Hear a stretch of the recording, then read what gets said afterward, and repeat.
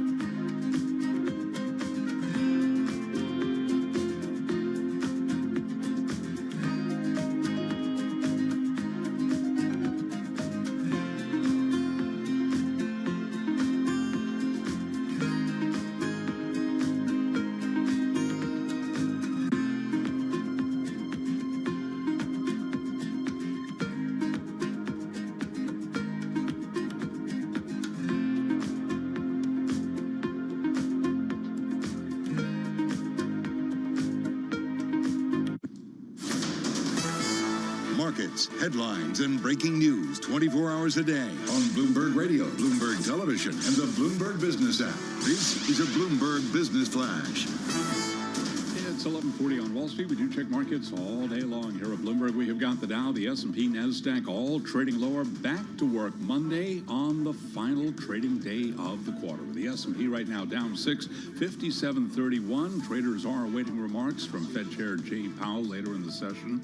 We have got the S&P down by about 0.1%. By the way, Powell's remarks will be live on Bloomberg Radio. We've got the Dow down 146 now, down by about 0.4%, while NASDAQ is down 21, a decline of 0.1%.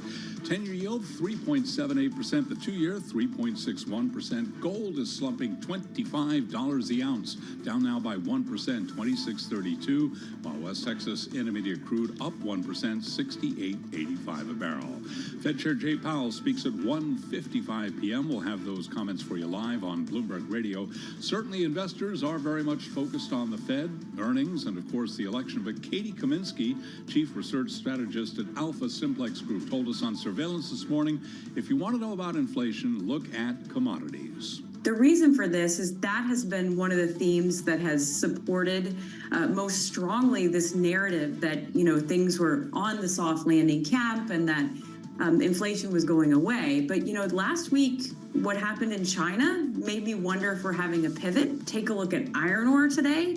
I think that commodities could be a place to start looking at what the next step is after some of these short-term moves. And you can hear more of the conversation on the Surveillance podcast. You can download it wherever you get your podcasts. DirecTV and Dish have agreed to combine in a deal that will create the biggest pay TV provider in the United States. Now, EchoStar owns Dish, while DirecTV is owned by AT&T and joint venture partner TPG. Currently, we've got shares of AT&T trading lower, just about flat on the day, down 2 cents. But we're looking at a big drop in EchoStar. It is down now by 12.1%. Recapping stocks lower, S&P right now down by 0.1%. I'm Charlie Pelleton. That is a Bloomberg Business Flash. All right, thanks so much, Charlie Pellet. I'm Alex Steele alongside Paul Sweeney. This is Bloomberg Intelligence Radio. We bring you all the top news in business, economics, and finance through our lens of our Bloomberg Intelligence folks. They cover 2,000 companies and 130 industries all around the world. And every Monday at this time, we tap our great folks over at Bloomberg BNEF, originally or previously known as New Energy Finance. They are the team in Bloomberg that tracks and analyzes the energy transition. And I mean like anything from power to transport, commodities to financing and government policy, basically. So joining us now is Thomas Rollins-Reese. He is BNEF Head of Research. So he does it all.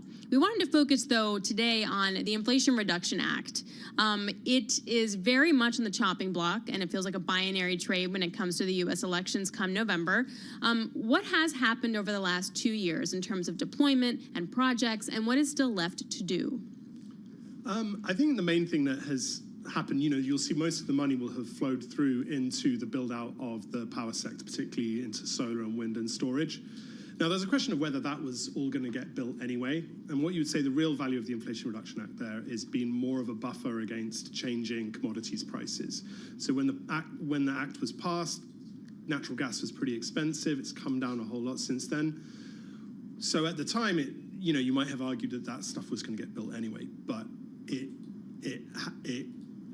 with the drop in prices, I think that actually maybe it wouldn't have. So it gave that stability to that sector.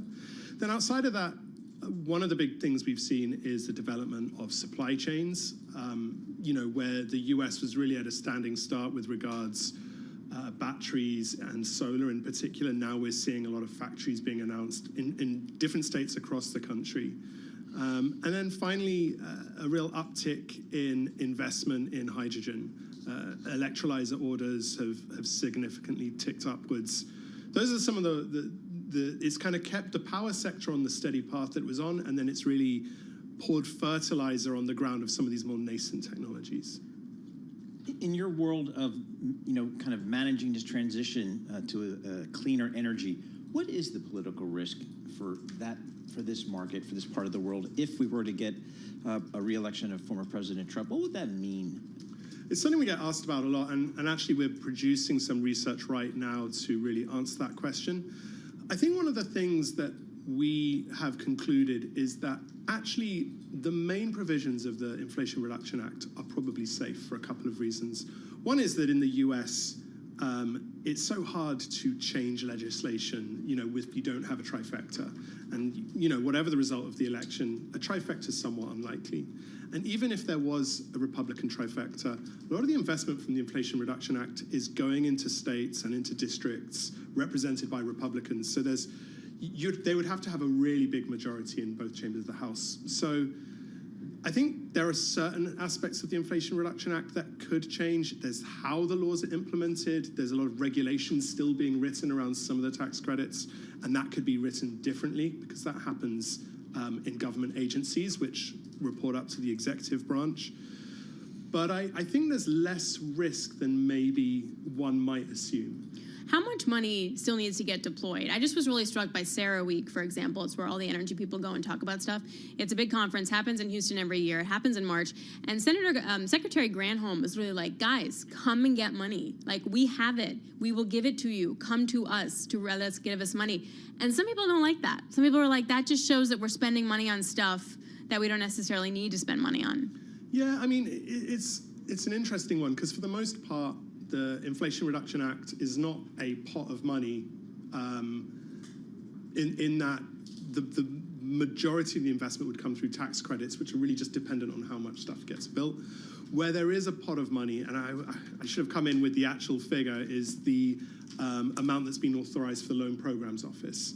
So, and that is the one that is really politically under threat because that was the program in the past that was associated with Solyndra. So there is this perception that this is money being allocated to companies that may fail. And there's a lot of that money still yet to be spent currently, and it's an ongoing process. What industries are doing relatively well versus their benchmarks versus maybe some industries that aren't? We were just talking to Brian Egger from Bloomberg Intelligence about the cruise industry and their carbon footprint and trying to manage that. Which industries are doing well and which maybe are struggling? I suppose I think of things on a really macro level. So, I divide the world into power and transport and industry, which obviously is a real simplification. Most of the momentum in decarbonization to date in the US has been in the power sector. Okay.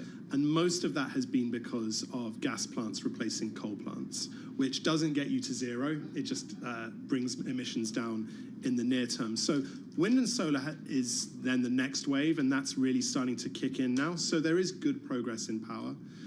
Then transport historically hasn't had great success in reducing its emissions, but I think we're just at the start of the electric vehicle wave, which is going to, I think, be a slow burn over the couple of decades, because even if electric vehicle sales increase quickly, it takes time for the whole vehicle fleet to turn over. But there is a downward trajectory in transport.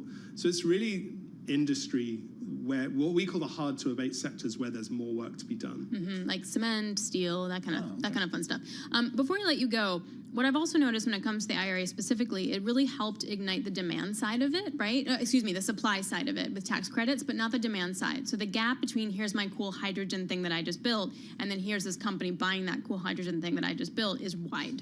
Yes. How do we solve that? I mean, that's especially true for hydrogen, and that is fundamentally the issue around the policy support that hydrogen receives is it's so much has been focused on supply.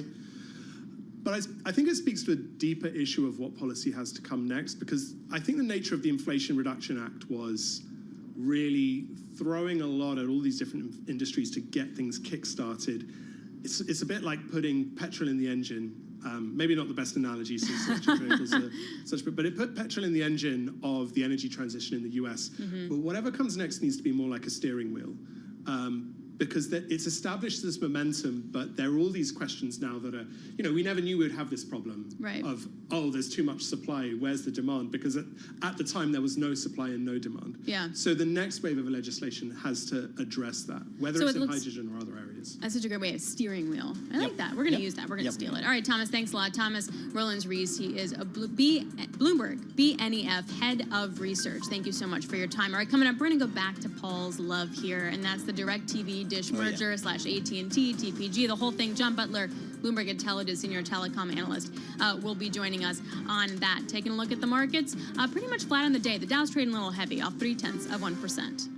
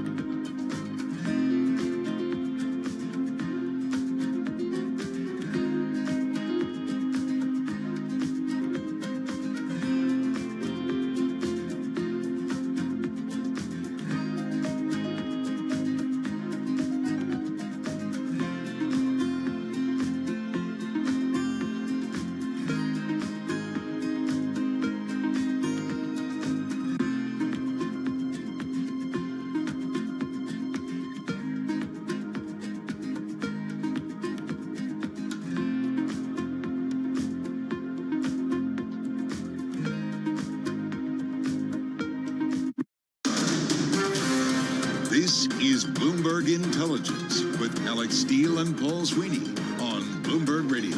Happy Monday, everyone. I'm Alex Steele alongside Paul Sweeney. This is Bloomberg Intelligence Radio. We're broadcasting to you live from our Interactive Broker Studio right here in Midtown Manhattan. It is Hispanic Heritage Month, and every day at this time we are celebrating significant moments in Hispanic heritage. Now, with your installment of September 30th, here is Bloomberg's Sebastian Escobar. Sebastian? Thank you, Alex. On this day in 1962, Cesar Chavez establishes the National Farm Workers Association in Delano, California, with labor leader Dolores Huerta. Dedicated to the rights of migrant workers, the NFWA organized nonviolent strikes, boycotts, marches, and rallies demanding improved pay, treatment, and working conditions for farm workers. In 1965, the Filipino-American and Mexican-American farm workers of the Agricultural Workers Organizing Committee in Delano initiated a grape strike, and the NFWA went on strike in support. In 1966, the NFWA teamed up with the AWOC to create the United Farm Workers Organizing Committee. In 1972, it was accepted into the AFL-CIO and was renamed the United Farm Workers Union. That's today in Hispanic Heritage. I'm Sebastian Escobar. All right, Sebastian, thank you so much. We appreciate that. Big day in the satellite TV business. We got DirecTV and Dish. They're going to merge to create the largest pay TV provider. That's not it. That's not all. AT&T, which owns 70% of DirecTV, they're punting that. They're selling that stake to TPG, private equity player. So at the end of the day, when all's said and done, the the satellite television business in the United States will be owned by a private equity company, TPG. Let's break it down. John Butler, senior telecom analyst for Bloomberg Intelligence, joining us from Zoom from Princeton. So, John, you've been covering AT&T forever. It looks like AT&T is now completely out of the kind of the media, the pay TV business now, with selling its stake in DirecTV. What's going on? They are, Paul. They sold the stake for $7.6 billion to their longtime partner TPG, who had owned 30% over the years. And for AT&T, DirecTV initially was a big contributor to their free cash flow. They're still about 15%. But as you know, I mean, the pay TV business year in and year out just keeps declining. I think the big thing is cord cutting. As people move to streaming services, it just keeps chipping away at that subscriber base. So in my mind, great move by AT&T here. They get $7.6 billion. As you said, they're out of the pay TV business in the future, so it sort of eliminates a drag for them. And for TPG, obviously they gain greater scale now that they own all of DirecTV. And they've done a big deal with EchoStar's Dish television. Hey, John, what does TPG do with it? What does private equity do with this business that isn't really growing?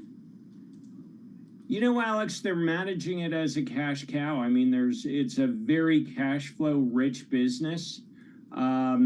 TPG has worked a deal with EchoStar, which owns Dish. They're buying Dish, so they're combined. They're going to be the largest pay TV provider here in the U.S. after that deal closes. So they'll have great leverage over programmers. They'll be able to drive down costs there. So I think, again, the end game for TPG is all about generating that free cash flow and trying to keep it as stable as they possibly can over time, despite that ongoing erosion in the business that I alluded to a moment ago. Hey, John, all right, AT&T now back to being more of a kind of a pure play telecom story. $120 billion of revenue, 37% EBITDA margin, so very profitable. Maybe, $18, $19 billion of free cash flow. What's the investment call on AT&T these days as a more slimmed down company?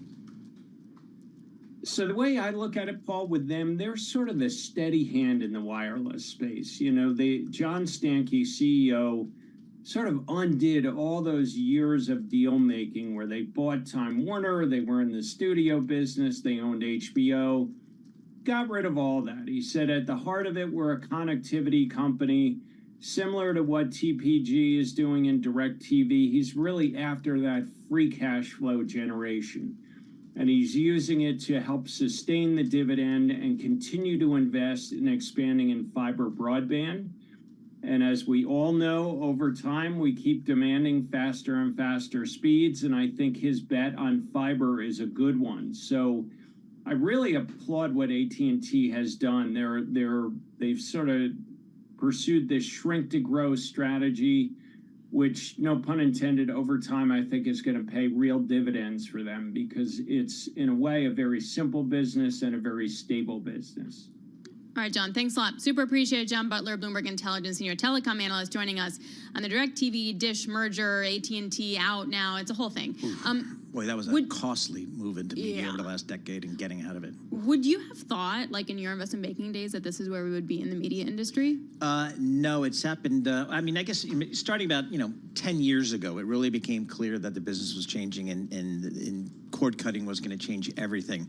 And a lot of folks, kind of predicted. Rich Greenfield at Lightshed was really good on that. I think early the folks at MoffettNathanson were really good. But it's just, you thought that the streaming business would be more profitable, less capital intensive, and it hasn't. And so the growth in streaming has not been nearly enough to offset the decline in the core business. And that's where we are today. Even though the core business is what makes the money because of that.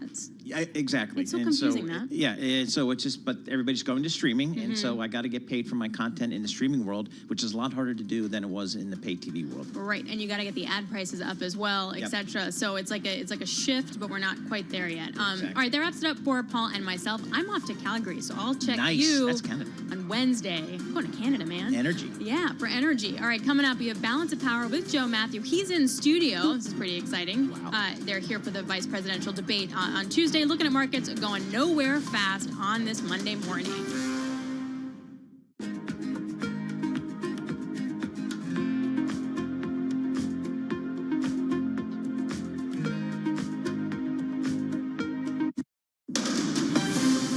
From the world of politics to the world of business, this is Balance of Power.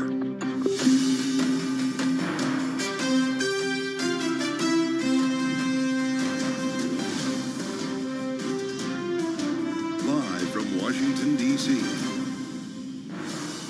36 days to the election, and the campaign is only getting more complex. Welcome to the fastest show in politics as the candidates work the trail ahead of tomorrow's vice presidential debate. We're almost there, and it's all against the backdrop of a destructive hurricane in the U.S., a more dangerous Middle East, and a dock workers strike set to begin on the East Coast. We've got a lot to catch up on coming off the weekend here. We'll have a live report ahead from the port in Newark, New Jersey, and we'll set the political baseline with Cliff Young at Ipsos, Kamala Harris closing the gap with Donald Trump when it comes to the economy. Insights from our signature panel, Rick Davis and Jeannie Shanzano back together again. They're with us for the hour, and it's all after a look at Wall Street. With me here at World Headquarters in New York, the great Charlie Pellet on the markets. Charlie, how's it going? Hi, thank you very much, Joe Matthew. Welcome, big warm welcome to New York, New York. We have got stocks trading mixed right now as we speak. The S&P just turning positive, up barely, but still in the green, up by 0.5 point. The Dow, though, does remain lower, down 105, drop there of 0.2%.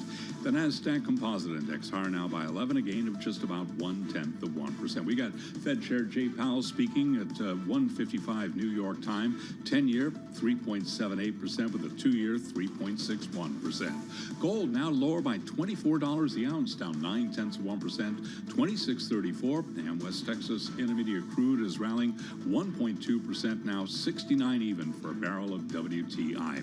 Well, certainly the November election very much on the mind of global Wall Street. Lori Calvasina is head of U.S. equity strategy at RBC Capital Markets. She says it's all about reducing uncertainty. I think that companies, there's a sense of they want to know what the lay of the land is and they want to know what they're dealing with. But the reality is that if you look at how equity markets perform under either a Republican sweep or a Democratic president with a split Congress, those are the two best historical scenarios for the stock market in the past. So, I'm not getting a clear sense of, policy A, policy B. I do think tax policy is in focus, but I really do, again, just think it's wanting to know what we're dealing with. Lori Calvasina of RBC Capital Markets. By the way, you can hear more of that conversation on the Daybreak podcast. You can download it wherever you get your podcasts. Stellantis shares, they are declining now, plunging 13.5%. Stellantis is the parent of Chrysler, Jeep, and Fiat, has slashed its forecast for the year, citing plans to lower production and spend more on promotional incentives in a slowing and more competitive auto market. Bears repeating, Stellantis now down 13.6%. Other automakers moving lower. We've got GM down now by 3.6%. Ford shares lower now by 2.5%. For on-demand news, 24 hours a day, subscribe to Bloomberg News now wherever you get your podcast. Balance of Power continues. Back we go to New York, and here he is in our studios, Joe Matthew. All right, Charlie. Nice to see you in the flesh. Charlie Pellet will be back with Charlie on the Markets a little bit later on this hour, and we do thank you for joining us here on the Monday edition of Balance of Power on Bloomberg Radio, on the satellite radio, and on YouTube, where you can find us right now. As always, search Bloomberg Business News Live, and you'll find our live stream, in this case from New York. Kaylee will be along in our second hour, as always, from Washington, D.C. as we connect the dots here on the Amtrak corridor every day on Bloomberg. I hope you had a great weekend. Of course, we all spent a lot of time looking at the damage from Hurricane Helene, and it's playing a major role in the presidential campaign now, as we're going to discuss throughout the next couple of hours here. We heard from President Biden already today, and the candidates of course, are keying off of this as well. Donald Trump in Georgia, where he's receiving a briefing, of course, in a heavily impacted state following the storm. Kamala Harris pivoting from her plans here, scrapping plans in battleground Nevada to head back sooner to Washington, where she's being briefed on the storm by FEMA. So Donald Trump in Georgia goading her to also get on an airplane and come down there. Joe Biden says he intends to visit North Carolina by the end of the week. And we'll be talking a lot more about this as we make our way through the week here. What's going to be a very important one, obviously. The vice presidential debate is tomorrow. That's why I'm here, and that's why we'll be bringing you special coverage tomorrow right here on Bloomberg. Now, we've also got the matter of what's happening here in the dock workers situation, the strike that is set to begin tomorrow. A very important story here with ports along the East and Gulf coasts on the verge of shutting down. We're talking about a massive chunk of our economy here. We're actually deployed at the port of Newark, New Jersey, which is, of course, one of the biggest in the country and on the East Coast here. And Bloomberg's Danny Berger is standing by with a live report here. Danny, it's great to have you with us. If you could give us a sense of the scale of this job action, if it happens, and is this inevitable? Well, it does seem inevitable at this point. As you can see behind me, there are still things happening at this port. There's a sense of urgency. We heard from Kathy Hochul, the governor of New York, saying that they are extending hours. They're trying to get as much done as they can possible before 12:01 Eastern on Tuesday. Joe, it seems by all accounts that the strike will go forward. It is 45,000 dock workers that will be impacted, 36 ports all along the East Coast into the Gulf. That is about half of the goods that come into the U.S. They are still a ways apart. That is the employers and the workers on these docks. They're disagreeing over pay. The dock workers want a some 80% increase over the next 6 years.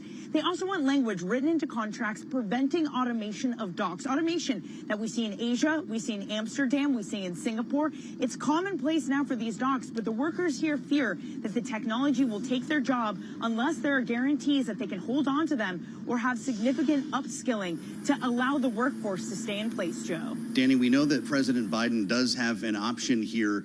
He's being encouraged to use the Taft-Hartley Act, demand an 80-day cooling off period, but it looks like he's not going there. Have you heard any talk about that possibility?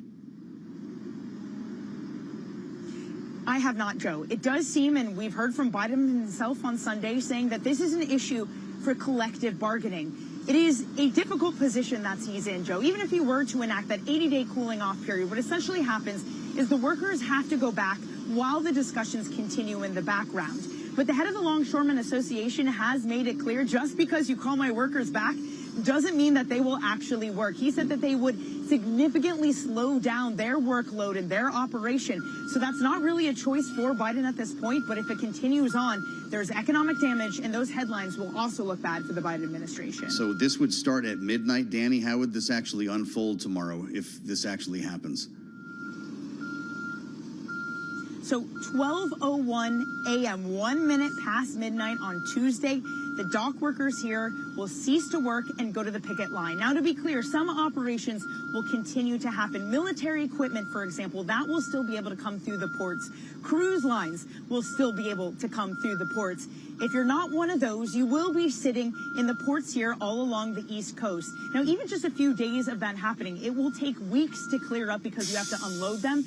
Some ships might be able to divert to the West Coast, but it's unlikely the West Coast will unload many of them, and they just don't have the capacity to handle an entire half of the United States, Joe. Incredible. Danny, thank you so much. Danny Berger live from the port of Newark, New Jersey, which would be affected, and it sounds like will be affected by this job action that would start just after midnight. We're talking again about a massive potential economic impact here. More than a dozen ports collectively handling about half of the imports that reach the United States at hand here. Thank you so much, Danny. We'll connect with Danny Berger a little bit later on in the broadcast. If you're listening to us here on the radio, I think we can all agree that that truck behind Danny was going in reverse. As we turn our attention to the campaign, I mentioned it's all about the hurricane today, and that is diverting attention from the presidential campaign, from their travel schedules. And you're going to be hearing a lot more from Donald Trump a little bit later on in Georgia. But we got another deluge of polls over the weekend, and we are kind of drowning in numbers right now that gives us an opportunity on this Monday to pull up the jet just a little bit and get a 30,000-foot view. And we love doing that with Cliff Young, a pollster, but also a political analyst and president of U.S. Public Affairs at Ipsos. He's with us live from our Washington studios with a boatload of new data that might really reinforce the idea that not only is the economy the number one issue in this campaign, I think we've established that with Cliff, but some strides being made right now by the Harris campaign in catching up with Donald Trump. Cliff Young, welcome back. Let's start broadly here in the baseline as we stare down the barrel of basically the final month, 36 days to the election. We've established that the economy is going to be the number one issue. How are these two candidates doing when it comes to trust in handling the economy? Yeah, the battle right now is about the framing of the economy. What is it? What does it mean? And what does it mean to voters? And the two campaigns are at sort of two different points of the spectrum on that. On the one hand, you have Trump and his campaign wanting to talk about inflation, wanting to talk about throw the bums out because of inflation, a very simple kind of contrast. And you have the Harris campaign trying to look forward, trying to talk about future economic opportunities for all Americans. And this is the dispute today. The campaign, in my mind, that wins this framing debate, wins this framing dispute, will take the White House. You have some really interesting numbers here, and it almost has to do with the way that you're asking the question about the economy. We can get really specific about inflation, for instance, or we can just talk about your financial well-being. You've asked a couple of questions here, Cliff, and I'd love for you to walk us through this. When looking at things you want in the next president, let's be specific about the way you're asking in your poll. Which of the following is most important to you? Building an economy that gives every American a chance to succeed. 21% chose that number one issue here, and it's D plus 23 in the margin favoring Kamala Harris. When you ask the question, which of the following is most important to you, and in the case of inflation here, getting costs and inflation under control comes in at 17%, but that's advantage Donald Trump, plus 33. How do you rationalize those two? Yeah, two things can exist in people's head at any one given time, but this goes back to my initial point. The campaign, the election will be decided upon who best frames the issue of the economy. Mm-hmm. As we can see, the number one issue today for Americans is the economy writ large. If it's framed on the Harris side, that you're looking towards the future, looking for a greater opportunity for all Americans, she will take the election. If Donald Trump is successful and he puts it in terms of change election where inflation has really affected negatively Americans, he will take it. And the data just reinforces that overall point. So with the advantage that we've seen sort of turning to Kamala Harris on this issue, either closing the gap, catching up with, or in some cases topping Donald Trump within the margin of error, specifically on the issue of the economy then, suggests that she's doing a better job framing this issue. That is your point when it comes to messaging to voters. Yeah, I would say today, the Harris campaign is much more effective at framing the issue of the economy than the Trump campaign is. Now, obviously, we have some time to go, but at this point right now, the Harris campaign is much more effective. And I would just add to that point, it was because of the sequence of events, the assassination attempt, the historically bad debate, Biden stepping out, that gave a moment for voters to reflect, to pause, and to think about who they're going to vote for. And Harris and her campaign were much more effective at filling that vacuum. Okay, so talk to us about the debate tomorrow night then. We've got the running mates. Granted, they probably will not have the boffo ratings that we saw the presidential candidates at 67 million viewers, but they're going to have a real opportunity here to talk to a lot of Americans, and I suspect that it'll involve more than being weird and eating house pets. When it comes to policy, when it comes to the economy, do either of the running mates have an opportunity to make a dent?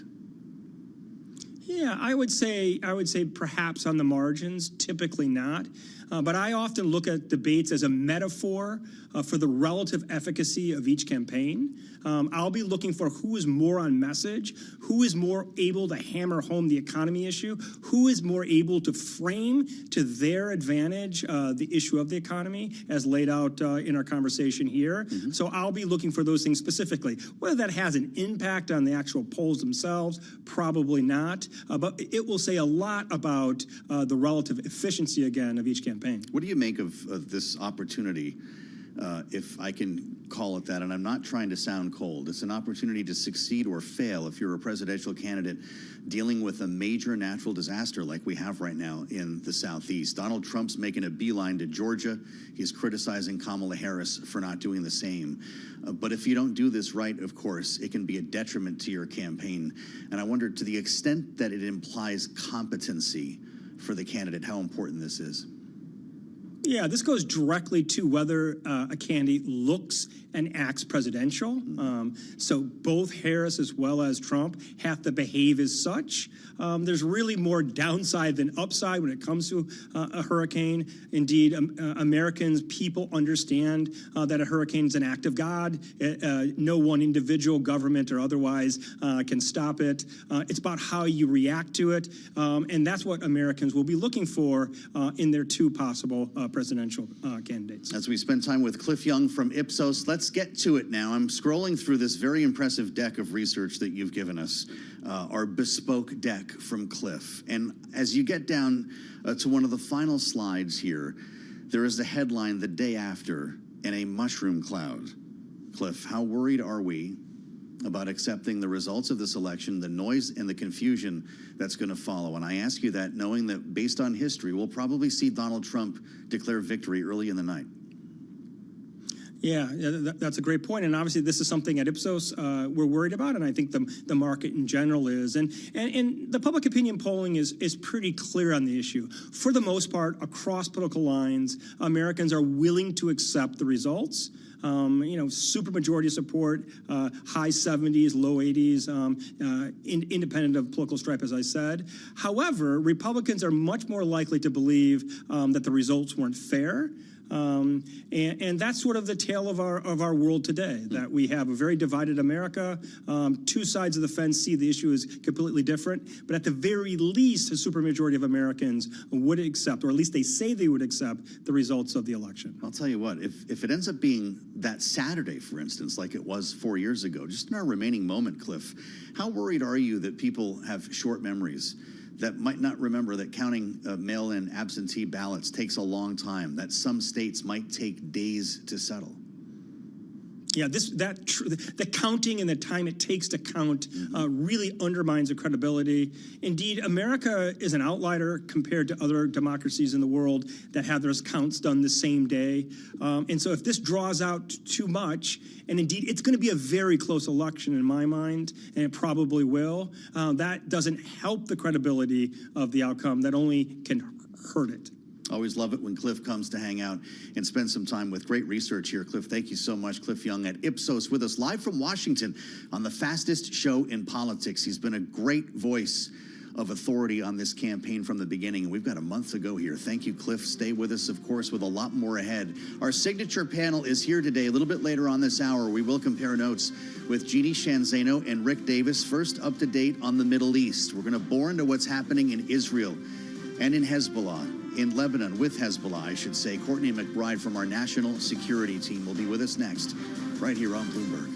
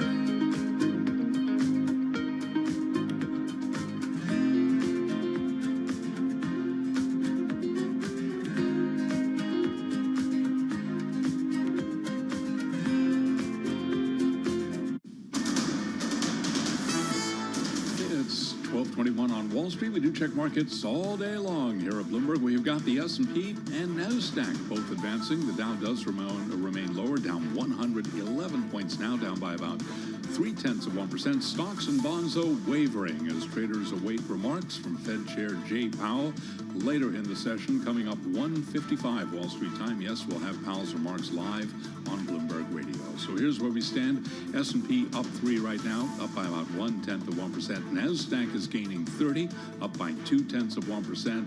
The Russell 2000 index of small cap shares climbing by 0.1%. 10-year at 3.77%, with a 2-year right now at 3.60%. Gold is down $21 the ounce, down 0.8%, $26.36. While West Texas Intermediate crude up 1%, $68.84 right now on WTI. Regulators will allow Chevron to move forward with its $53 billion acquisition of Hess, but they are barring CEO John Hess from joining the supermajor's board, saying he improperly communicated with OPEC. Chevron shares, they're up by 0.4%. Hess shares up by 0.8%. For on-demand news, 24 hours a day, subscribe to Bloomberg News Now, wherever you get your podcasts. I'm Charlie Pellet. That's a Bloomberg Business Flash. Balance of Power continues with Joe Matthew here in New York. Yeah, Charlie, thank you, sir. Nice to see you in person. We rarely have the opportunity to do the show together in the same room. So nice to be here. Nice to see you, as always, if I can say that. But what do you make of this market? We're about to talk to Courtney McBride in Washington, Charlie Pellet, about some pretty scary stuff going on in the Middle East. And this market is right near its all-time highs. Look at crude oil, still below $70 a barrel. Exactly, and here we are on the final trading day of the quarter, first trading day of the week. But you mentioned all of the tension in the Middle East. Look at gold. Gold is down right now by 0.8%, traditionally a safe haven. And yes, crude oil is spiking higher, up 1%, 68.83. But interesting to see the pullback not only in gold, but also in silver right now. So how do we describe this moment then? Just a market that's waiting for the next leg, waiting for the next earnings season? Because this has been a pretty good September for what's supposed to be one of the worst months of the year for stocks. Exactly, and on top of that, moving into October over the years has also had a terrible reputation, but here we are. We got the election ahead of us, earnings season coming up. So maybe we just delayed it. And as they like to say on Wall Street, cliche, yes, but constantly climbing that wall of worry. I love it. Yeah, well, we'll see how long that lasts. We'll see how the candidates do tomorrow night in the debate. Great to see you in person. Always a pleasure, sir. And do you think there will be any market implications in the debate tomorrow? Well, that's a great question, and I wonder if the answer might be crypto. You know, they're going to talk about the economy a lot. If both of them lean into crypto, which some thought that Donald Trump and Kamala Harris would do in the first debate, I wonder what that does for your newscast the next day. We'll find out together here with Charlie Pellet. Indeed. I'm Joe Matthew. Yes, at World Headquarters in New York. What a treat. Welcome to the Monday edition of Balance of Power here on Bloomberg Radio, on the satellite, and on YouTube. As we dig into this story now, as I mentioned, with Courtney McBride, of course, from our national security team at Bloomberg in Washington. Courtney, it's great to see you, and thanks for being with us today. The headlines are pretty scary, and we just saw one cross the terminal a short time ago. Pentagon to deploy a few thousand more forces in the Mideast immediately after we ran the headline that the limited Israeli incursion into Lebanon may be imminent. Courtney, are we talking about a ground war next? Well, that's really the $64,000 question, Joe. I mean, U.S. officials have advised us that Israel may be planning an imminent limited ground incursion, perhaps smaller than what they had originally planned after some conversations with the Biden administration. That addition of U.S. troops to the region is part of what the Pentagon always refers to as its contingency planning. So, not necessarily something that sets off alarm bells, but certainly an effort to be prepared for any eventuality. Well, we've obviously seen some very important developments here over the past couple of days, certainly going back to the Nasrallah death. And the number killed already makes some wonder if a wider war at this point is inevitable. What is the opportunity, if there is any, to cool this off? Absolutely. I mean, that concern about an escalation and expansion of the war is something that the Biden administration officials have constantly told us that they are working to avoid. But, the events of the last week and certainly the last several days have made that a more complicated and difficult task. And really the question is going to be what all of the parties do, not just Israel, Hezbollah, but Iran, which has supported Hezbollah. When you hear a headline like the one I just mentioned, that we're sending, quote, a few thousand more forces into the Mideast, this came from a Pentagon spokesperson. Who are these forces? Where are they being deployed? Do we know what they'll be used for? We really don't have a lot of detail. We know that the carrier strike groups and the associated aircraft may have been extended just to provide deterrence and to allow U.S. Officials options in case they need to move forces or take direct action. What's it like when you're talking to members of the administration? You cover the State Department, you cover the Pentagon, Courtney, and I know there are probably a lot of things that you can't tell me on the air. But what's the discourse feel like right now, the sense of urgency, the sense of concern compared to where we might have been, say, a month ago when Joe Biden thought he was on the verge of announcing a ceasefire? Well, certainly the dynamic has changed. We continued to hear for a long time that the parties and the mediators were inching ever closer to a ceasefire in Gaza, which was at least Hezbollah's claim that they were seeking peace in Gaza and that would allow them to sort of step back. Now everything seems a little bit more precarious.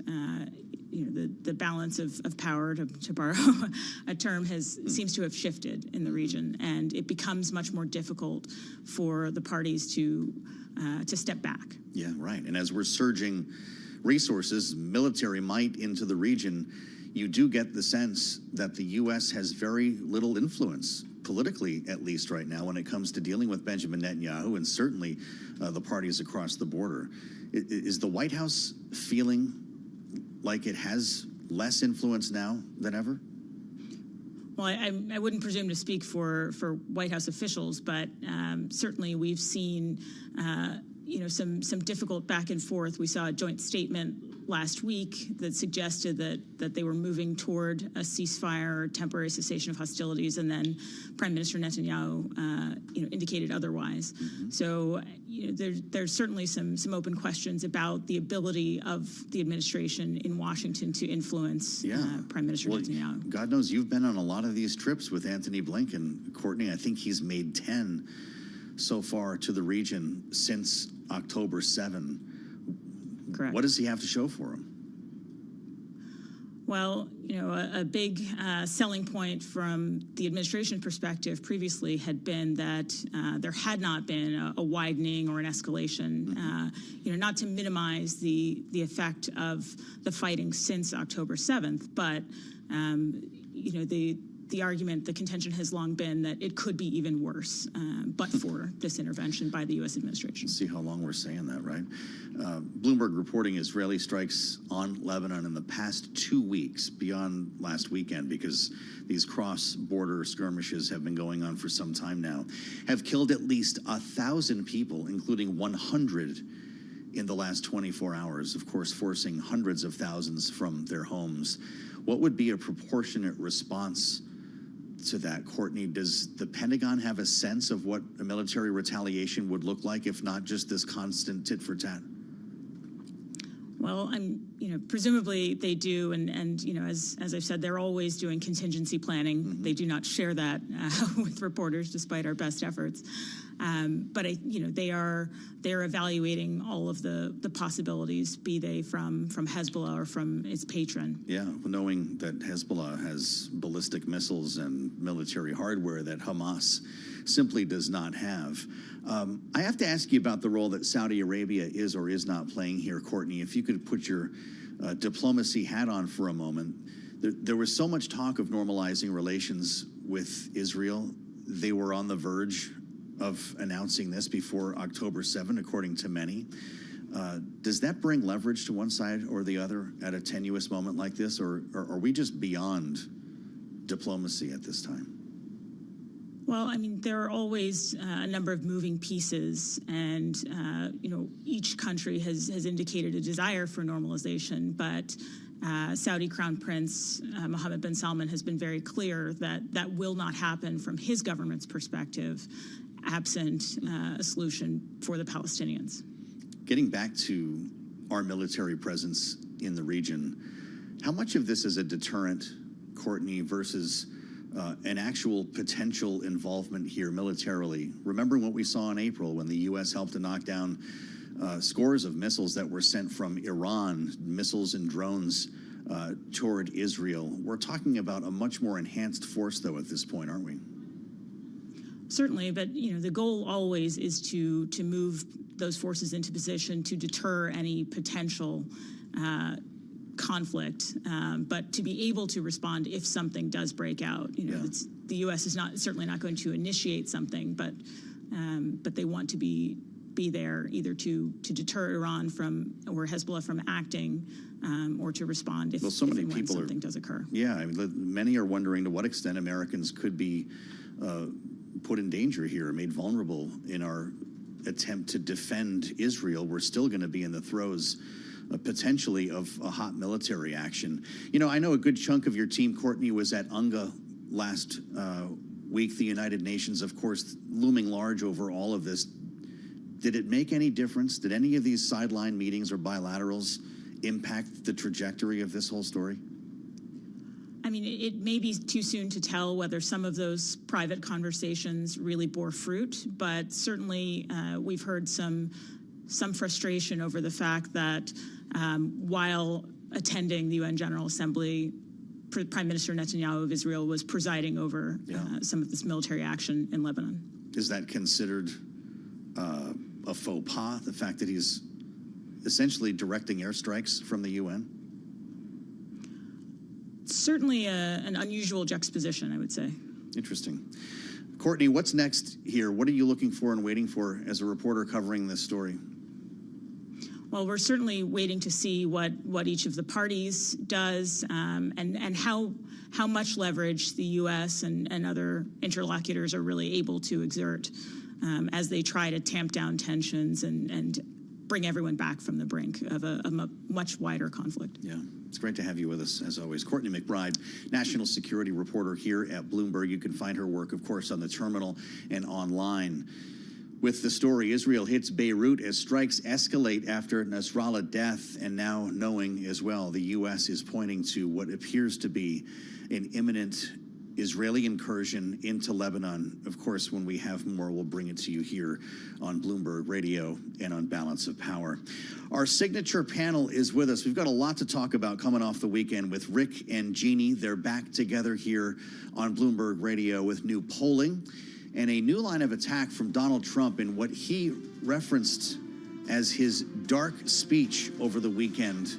Both candidates going through the swing states and now dealing with a major natural disaster. We'll get into all of this coming up with our signature panel here on the fastest show in politics. Live from New York today at World Headquarters, I'm Joe Matthew. This is Bloomberg.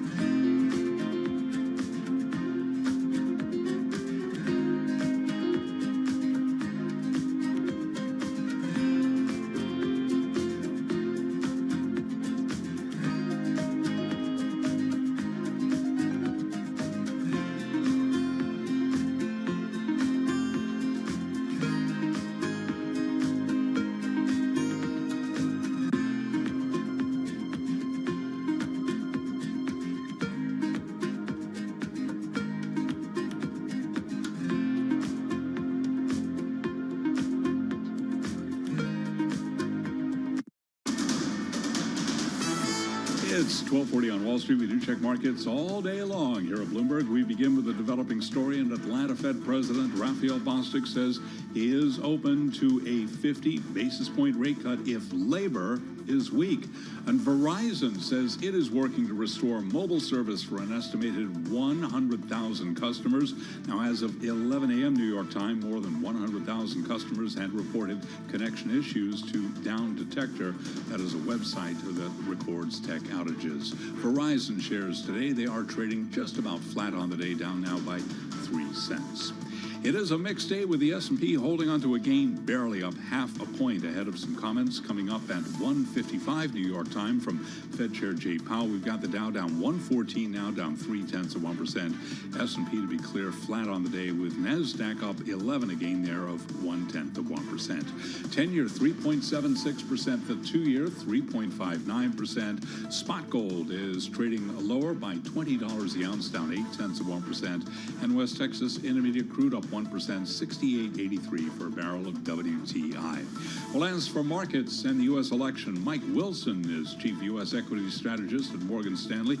He was a guest this morning on Bloomberg Television. You know, I would say 3 weeks ago, myself and most of the clients I speak with were in the camp that we would have a tough 4 or 5 weeks into the election, and then you'd get a strong rally into year end.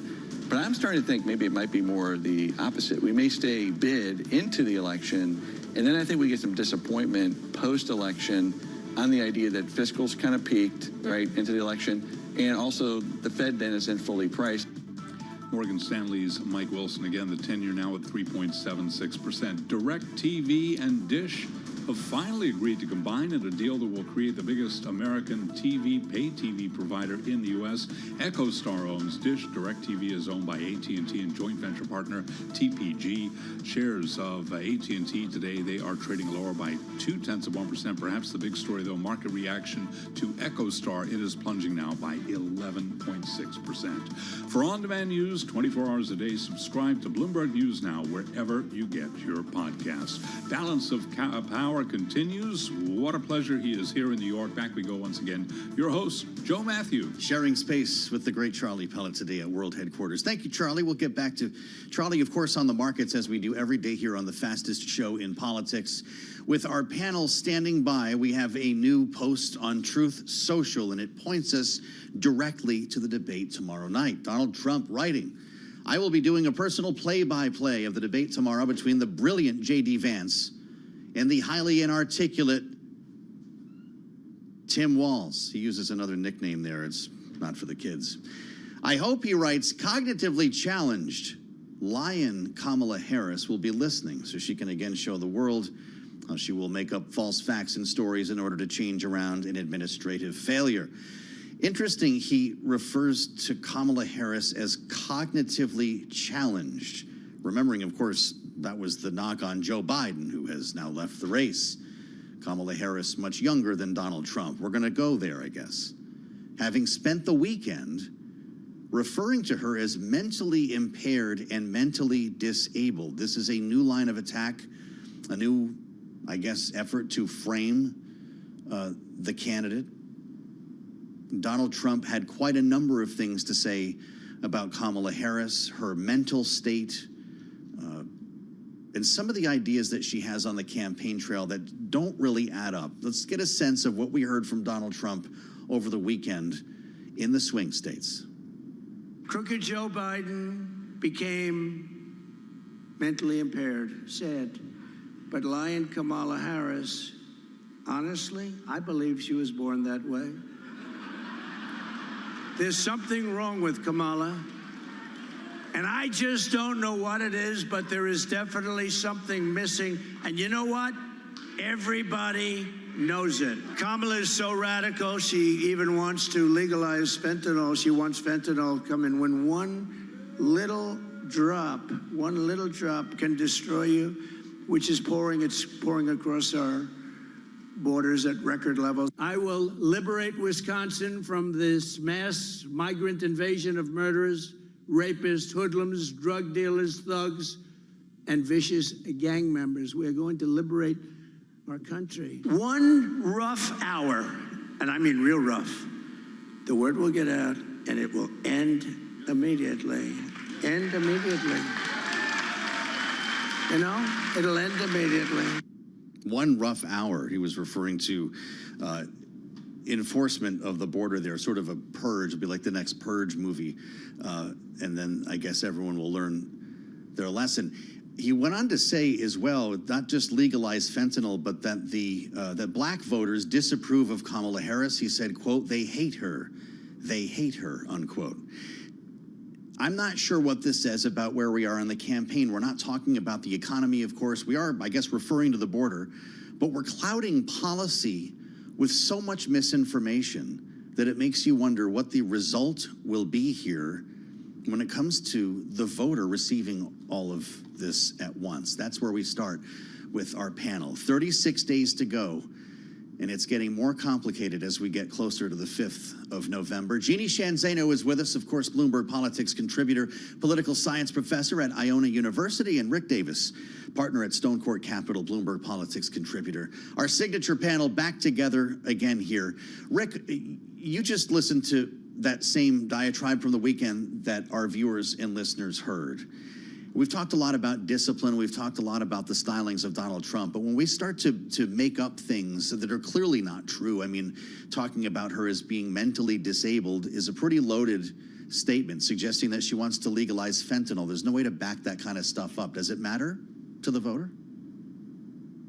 Yeah, I think that if you tell enough lies that are unchallenged, those lies become the truth to a lot of voters. And so this has been ultimately the greatest challenge to a Donald Trump candidacy, starting back in 2015 and even earlier in his sort of birther days. You know, whether it's through just sheer frustration or lack of diligence or you know what, it's just incredibly hard to fact check Donald Trump.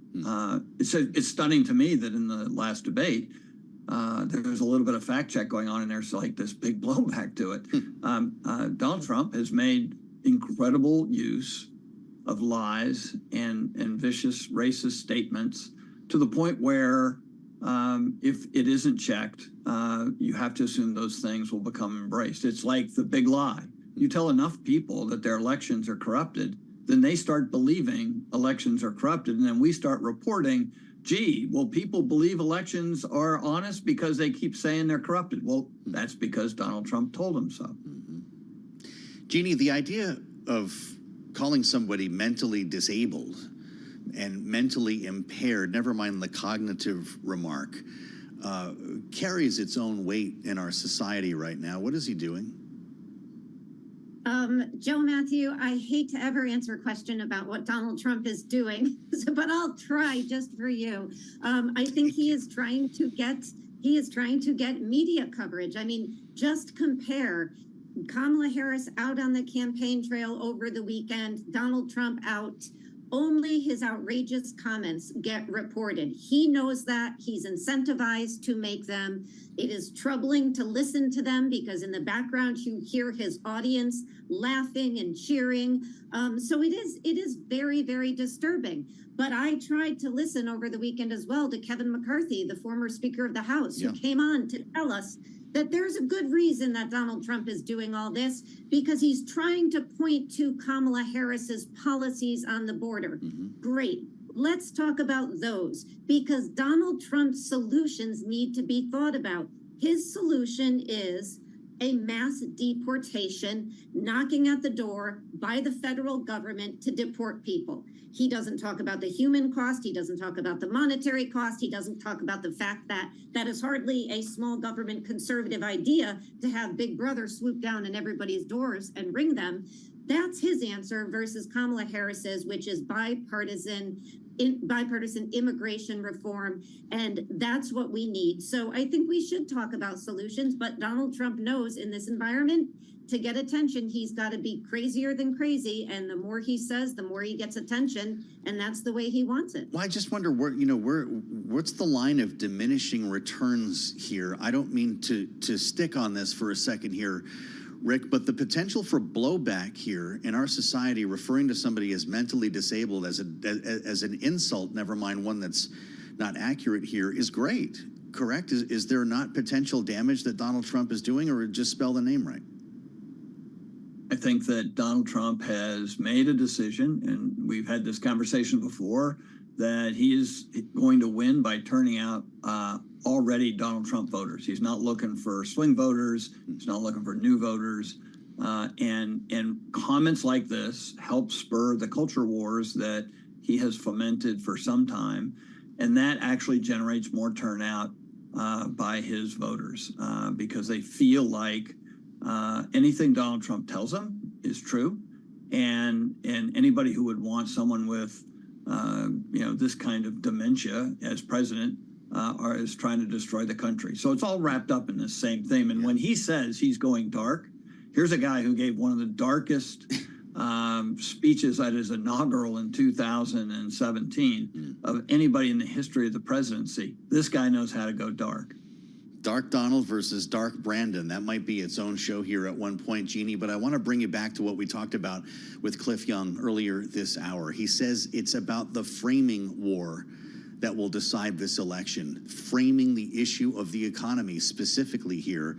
Throw the bums out because of inflation versus greater economic opportunities for Americans. They actually both test pretty well, Jeannie. Which one wins? You know, I think, by the way, that's why we're hearing Donald Trump going all in on immigration, because he is starting to lose this battle with Kamala Harris on the economy. And that is not, as a result of anything that Kamala Harris herself has necessarily done, although she has laid out a policy and programs, but it is because the numbers look better. It's because of what happened on September 18th. With the Fed's action. It is because inflation has come down. So, when people have something to lose, then they might not be so inclined to go with the guy who's offering, 60% tariffs on China and all the negativity that comes with that. So I think Cliff is right. I think this is about the framing more. And this is why you hear Donald Trump's campaign managers, people behind the scenes, trying to tell him, for gosh sake, please stick to the issues. We can win on the issues. We can't win otherwise. But he can't seem to do it. He really is going to double down, as Rick was just talking about. He may see this as a get out the vote at this point. So he's got to get those folks out if he's going to win. But, the economy doesn't look as good as it did at one point for him right now. So he's all in on immigration. I'm just fascinated, Rick, by the nuance here. When you're talking about the very same issue, the economy, people are living the economy. They know how they feel about the economy. But when you ask them a certain way, it generates a certain response. Building an economy that gives every American a chance to succeed. Polls great, goes to Kamala Harris. Getting costs and inflation under control. Again, throw the bums out. Polls great, advantage Donald Trump. Which one carries the day?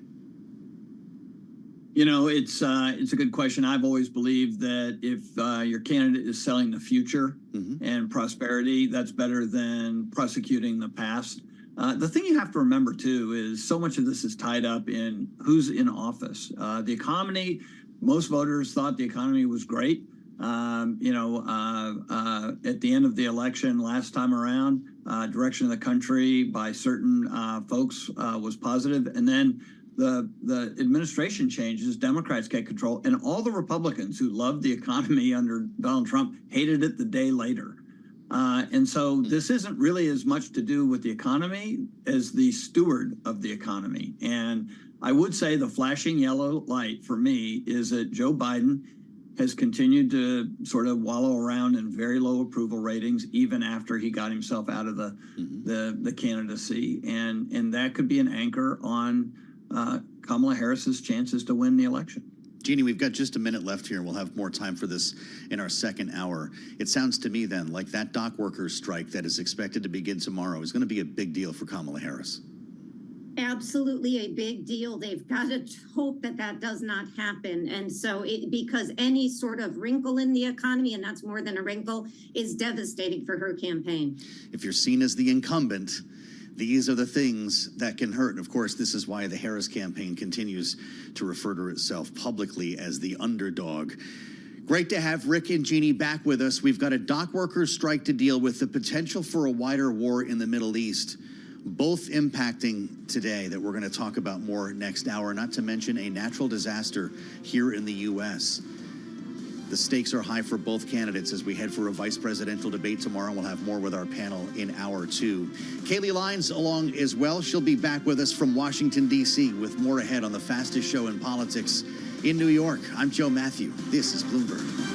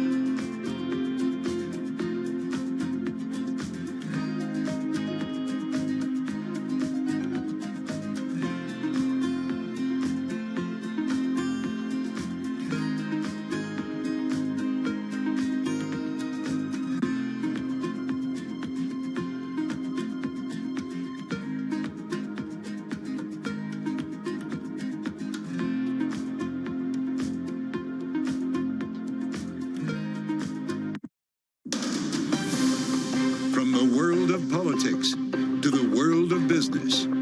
This is Balance of Power.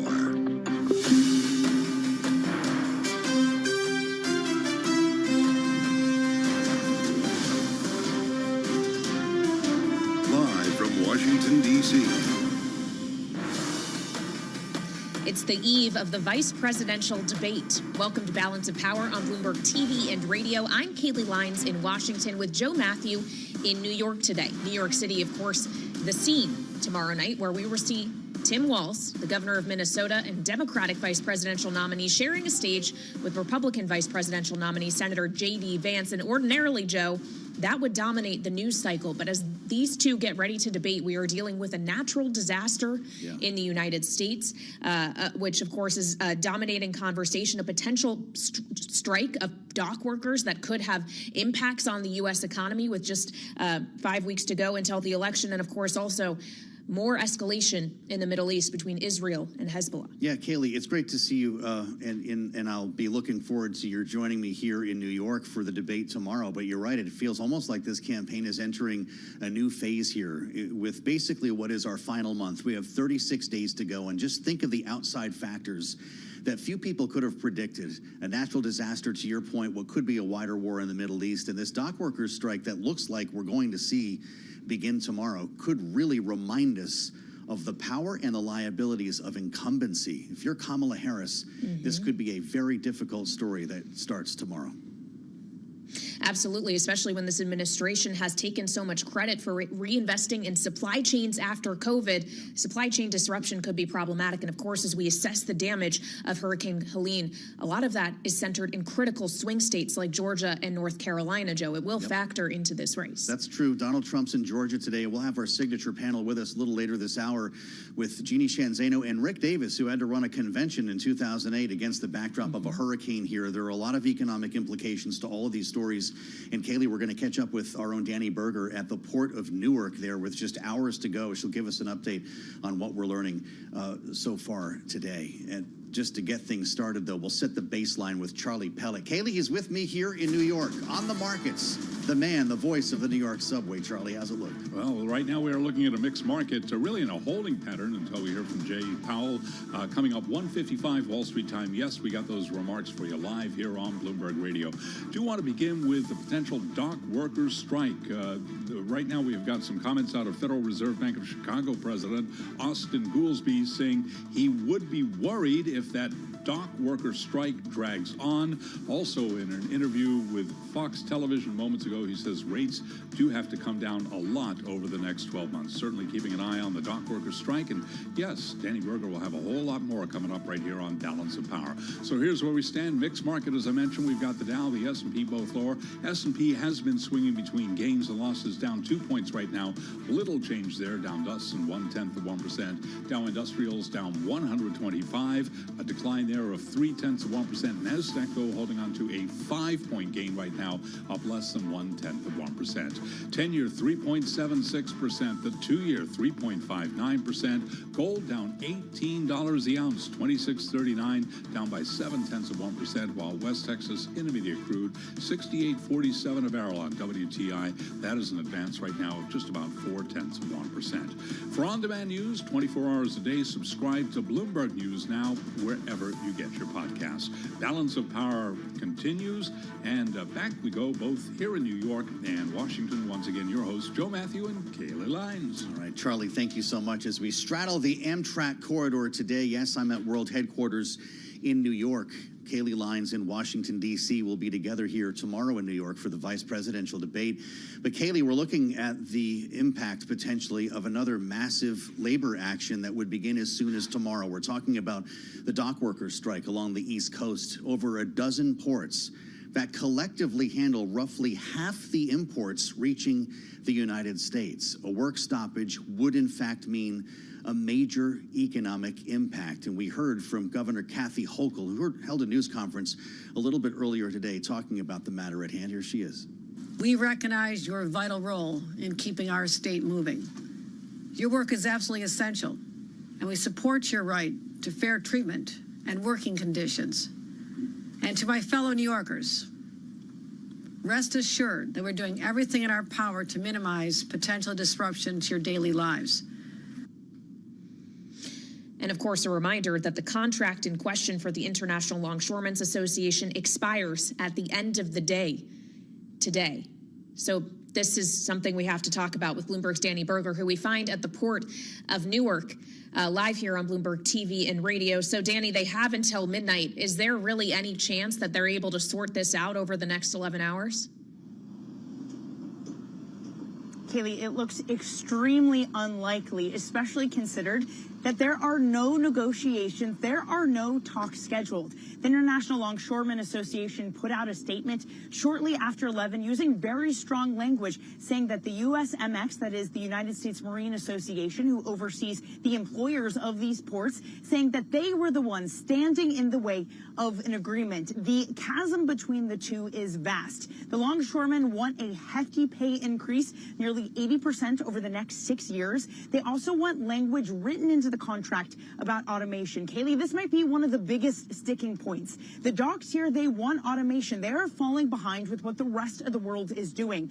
Ports in Asia, ports in Amsterdam, a lot of the jobs done there are by automation. The fear among the Longshoremen Association is that they will lose their jobs if that comes into the fore. Other options include writing into the contract things that give them job protections, upskilling, but at the moment it seems that they are not close to an agreement. The story of automation is huge here indeed, Danny, and we can actually put a number on what the impact of a strike would look like. JP Morgan Chase putting up analysis that said this would cost approximately $5 billion a day, or 6% of the national economy. And so many are asking where the president is on this. He could invoke the Taft-Hartley Act to buy another 80 days, a cooling off period. Do we have any indication that's going to happen? It is very unlikely to happen, Joe. Part of the problem is even if the president were to enact that, give them an 80-day cooling off period, the head of the International Longshoremen Association has said, you can ask my workers to come back, but it doesn't mean that they will work. He said that they would be deliberately slow and has urged the Biden administration not to invoke that. President Biden, for his part, says that it is a matter for collective bargaining, is not one that he wants to step into. But he is in a lose-lose situation. For one, if he were to do that, he might lose the support of the unions, which is crucial heading into this election. But if he doesn't do it, Joe, there could be economic ramifications. No presidential hopeful wants to be dealing with her administration getting headlines about how Christmas is ruined and gifts and things can't come in to the ports of the U.S. and the entire East Coast. So either way, it's not looking like a good situation for the administration. At the moment, all they can really do is work behind the scenes to help mediate the two sides. Well, and as we consider what this will do to the East Coast of the United States and the movement of transit here on the Atlantic side, Danny, what are the actual options that are out there for rerouting all of this freight and cargo? Is there anywhere for it to go? There's not a lot of options. They could perhaps go to the West Coast, but according to HSBC estimates, it would only be able to handle 17% of the cargo. What's more, again, the union here said that there would be solidarity. It's a different union on the West Coast, but they implied that the West Coast workers were ready to refuse to unload some of that cargo.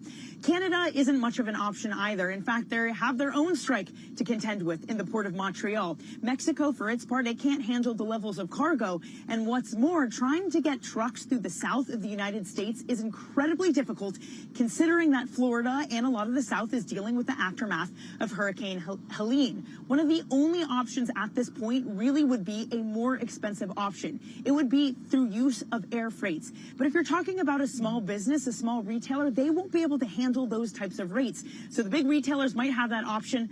A lot of other folks won't. We're real lucky to have Danny Berger at the Port of Newark on the eve of what could be a major strike impacting the national economy. Danny, thank you so much for great reporting. Kaylee, this is going to be something I suspect that we hear about in the vice presidential debate tomorrow night. Regardless of the outcome, Kamala Harris's association, obviously as part of the Biden administration, gives her a real-time level of responsibility with this story. Well, and she, too, has tried to paint herself as pro-union, just like the president she's been serving with for the last almost 4 years has. It's also worth noting that someone on that stage tonight, Tim Walz, was a member of the union when he was a teacher. So the union labor aspect of this and wanting to support it at the same time that it potentially could be disruptive and also hamper your chances in this election if it's too economically devastating, it's definitely going to be a tricky line for Governor Walz to walk on that stage. Look, we talked a lot about the Teamsters, right? How come Sean O'Brien wasn't going to endorse Kamala Harris? A lot of it had to do with the action the administration took to avoid that rail strike 2 years ago. So this feels like a slightly familiar moment, and we'll keep tabs, of course, with Danny Berger's help on this story here on Balance of Power on Bloomberg. One of the other plates we have spinning is, of course, what's happening in the Middle East, and two very important headlines crossed the terminal since we've come on the air at noon today. The Pentagon deploying a few thousand, as they term it, few thousand more forces to the Mideast, saying as well that they do believe that a possible ground incursion by Israel into Lebanon is imminent. Those two lines coming from a spokesperson at the Pentagon earlier today, and we're glad to have Natasha Hall back with us, senior fellow with the Middle East program at the Center for Strategic and International Studies, CSIS. Natasha, welcome back. How important are the next 24 hours here to determining the next phase in what appears to be a wider war? I would say unprecedented, but I feel like we've been using that word a little too much in the past few months. We've just seen unprecedented attacks from Israel on Lebanon, including the assassination of longtime leader Hassan Nasrallah in just the past 48 hours. And now intelligence coming in that Israeli is launching ground incursions into Lebanon, and remains to be seen if this will be part of a larger ground invasion, and really what the end of game is for this. Does it mean occupation of southern Lebanon, as Israel has done before? So very, very scary times up ahead, but I suspect that they will continue for the foreseeable future, and not just the next 24 hours, as Israel's adversaries sort of recuperate and rethink their strategy as they've suffered enormous losses in the past couple of weeks. Well, to that exact point, Natasha, it's not just Nasrallah that has been killed, but a number of top commanders for Hezbollah. Obviously, we saw the explosions earlier this month that took out walkie-talkies and pagers, things that they were using to communicate. How capable is Hezbollah of fighting off a potential ground invasion that Israel may choose to pursue? Or are they likely to be fortified or more willing to go to drastic measures to retaliate because they've taken such heavy losses? There's the short-term game, and then there's the long-term game here. So I think that Hezbollah has a lot of territory to recuperate on, including in Syria, where they have forces as well. But in the near term, it will be very difficult for them to mount an attack on Israel. That said, if Israel decides to actually mount an invasion into Lebanon, they will be mounting an invasion into a country that Hezbollah has had about 18 years to prepare for. So we're talking about tunnel networks. We're talking about still tens of thousands of troops. And frankly, Israel's actions in the past year have created a really limitless supply of soldiers, both in the region and beyond. So again, I think it's more than the next 24 hours that we're witnessing very sort of scary escalation. Sure sounds like it. And when we hear from the Pentagon, Natasha, that we're deploying what they call a few thousand more forces in the Mideast, is this about force protection for Israel? Are we concerned about this escalating to the point where we're going to have Americans actively involved in helping to defend Israel, whether it be in the air or on the ground? And who are these forces? What are they going for? Well, it's not just these thousands of forces. There's two carrier strike groups, one in the Mediterranean and one in the Red Sea. Why do we need so more? This is a very... Yes, and there's overwhelming force posture on behalf of the United States. I am guessing that the United States wants to avoid any kind of direct alliance with Israel on this, but will provide them with the necessary weapons, including the bomb that took out Hassan Nasrallah just a couple of days ago. So I think that the United States wants to avoid an escalation in which they will have to take a direct part in, as Iran has over the past few months. But it remains to be seen if they will be dragged into a more full-fledged war. But I suspect that they will, talk to U.S. citizens on the ground throughout the region to evacuate and try to defend assets throughout the region as well. Well, we heard President Biden, he was asked about this when speaking from the White House earlier today. He was asked if he was aware of and comfortable with Israel's plan for a limited ground invasion of Lebanon. He said, "I'm more aware than you might know, and I'm comfortable with them stopping. We should have a ceasefire now." Do you see any incentive for Israel to agree to a short-term ceasefire at this point, or for Hezbollah to do the same? We've been hearing the same thing from the White House for months now on Gaza and on Lebanon.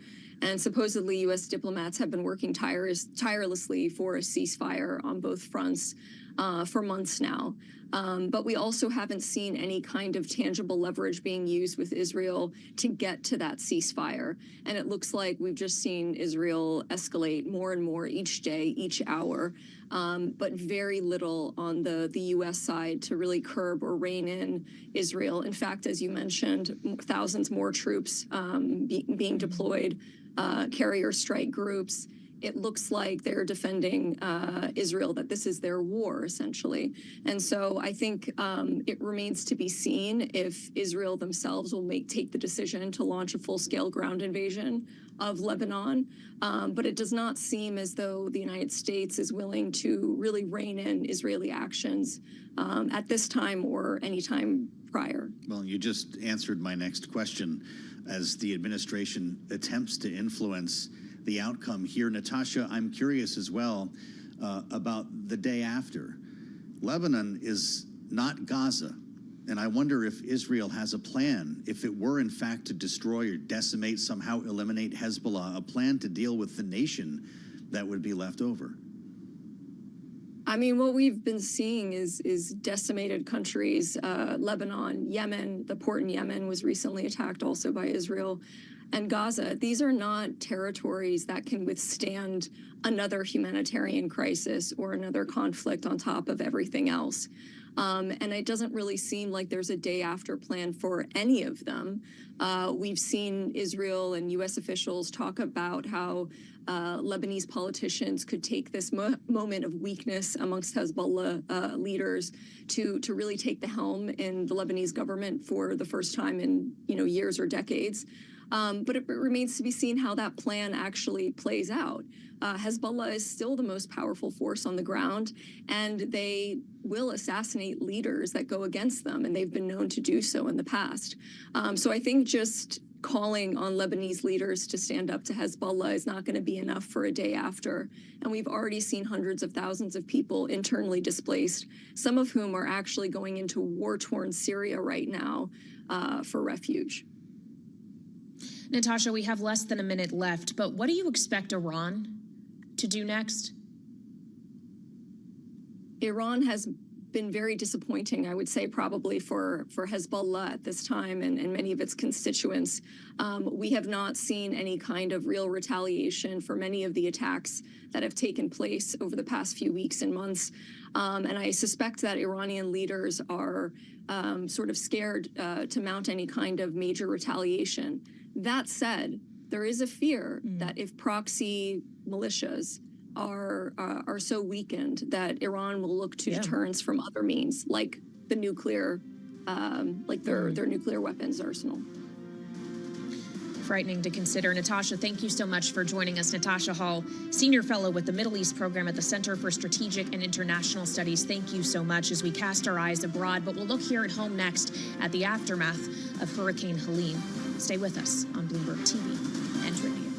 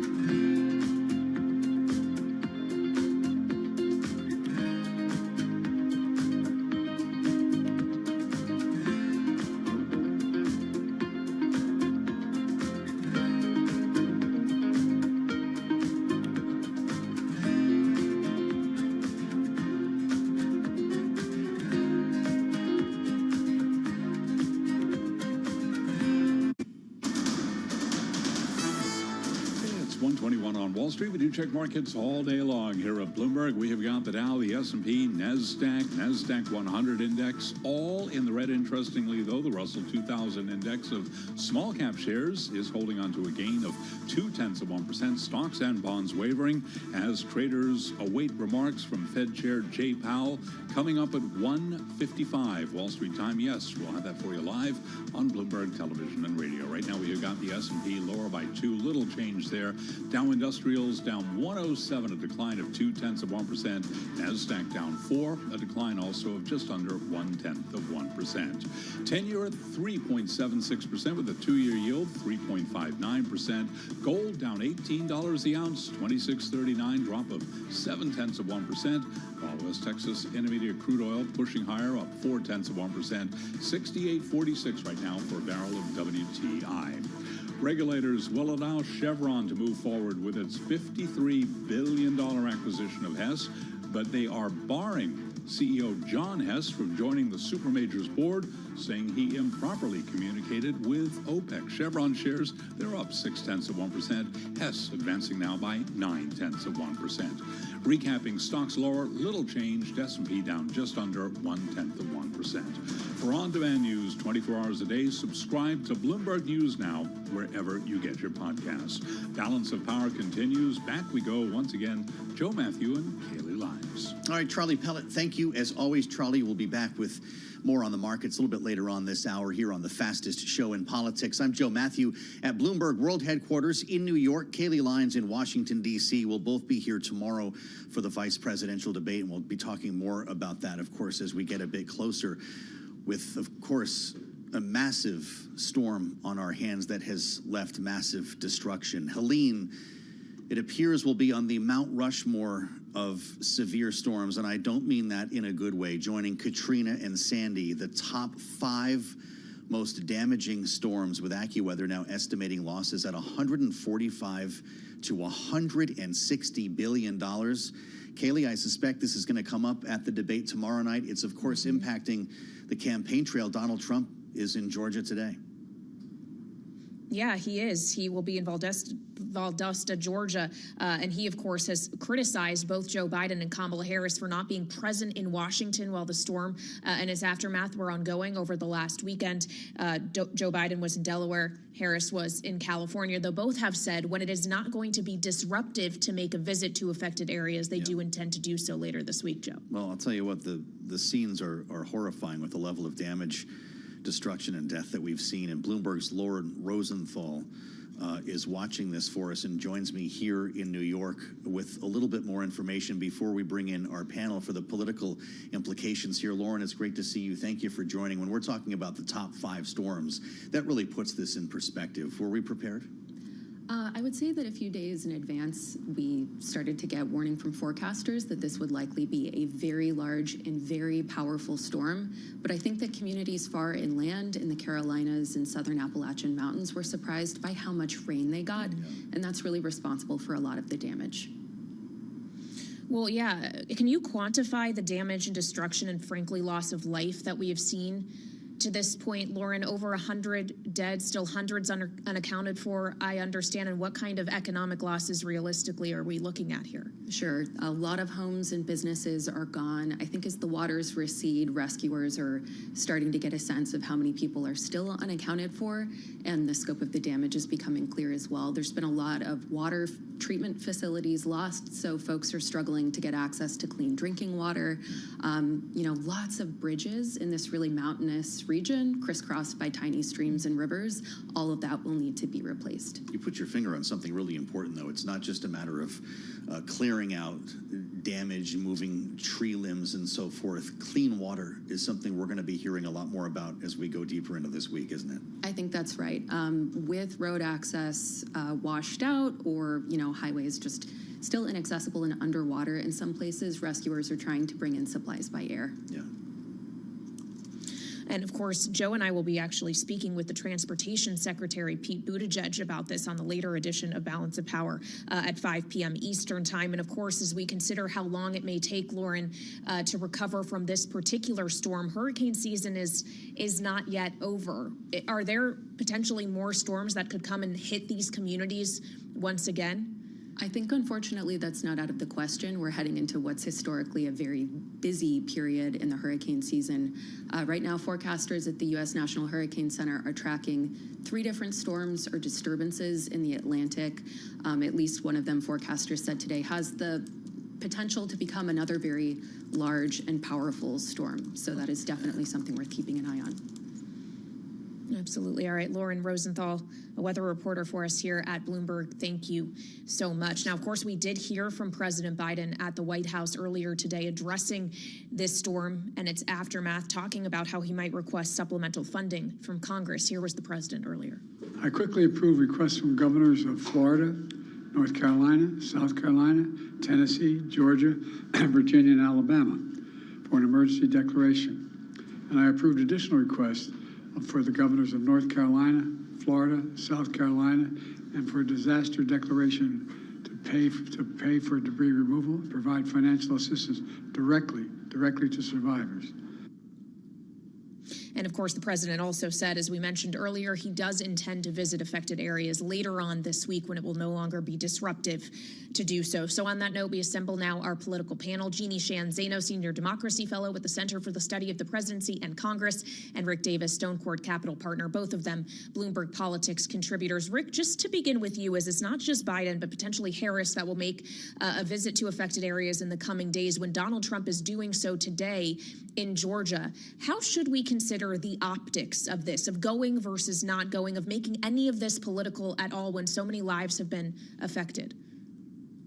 Yeah, this is always a supercharged period of time. We've experienced these kinds of natural disasters during political campaigns, and there's no good roadmap that tells you do these things and it's a safe harbor. Nobody should be trying to take advantage politically of a natural disaster, but they will be punished if they don't seem responsive enough. We all remember George W. Bush flying over the aftermath of the hurricane in Louisiana, looking disconnected from it. So there is a timetable. I think that the president and Vice President Harris should be very respectful of the teams on the ground trying to recover, but also understand that the American public wants to see them on the ground. They want to see that the nation's leaders understand the importance of this, historic storm, killing over 115 people, devastating communities inland, very unusual for a hurricane like this, and communities that are actually involved in voting right now are in 2 of the 3 states that were most affected are swing states in this election. So this is hypersensitive, and I think that I would suspect that the White House is trying to pay as much attention to this as any other issue in the world. Well, it's not lost on us, indeed, Rick, that this storm landed on a couple of critical swing states, and Donald Trump is in one of them today. In the case of Georgia, he's accusing Kamala Harris of sleeping, I believe it was Joe Biden, sleeping on the beach. He said Kamala Harris should have gone to North Carolina, instead went to Washington. The local officials in these areas, specifically in North Carolina, Jeannie, have made clear, don't come to Asheville. We have too much on our hands right now, and a visit of this sort would be logistically extremely challenging. But Rick makes a great point. They're voting in these states right now, and people do often want to see their leaders in action. Should Kamala Harris gas up the jet and go? No, she should not go until local officials, state officials say that she's not going to disrupt the very important area in which they are working now, which is to get people clean food, clean water, food, and make sure they're safe. But can we just take a step back a minute and say, last week was Climate Change Week in New York City. And what do we have? We have Donald Trump out on the campaign trail this weekend calling climate change a hoax. We have him at the last debate calling climate change a hoax, and this weekend the biggest scam on earth. And yet any scientist will tell you that climate change is the reason we are seeing the storms to this degree, this devastating, this loss of life.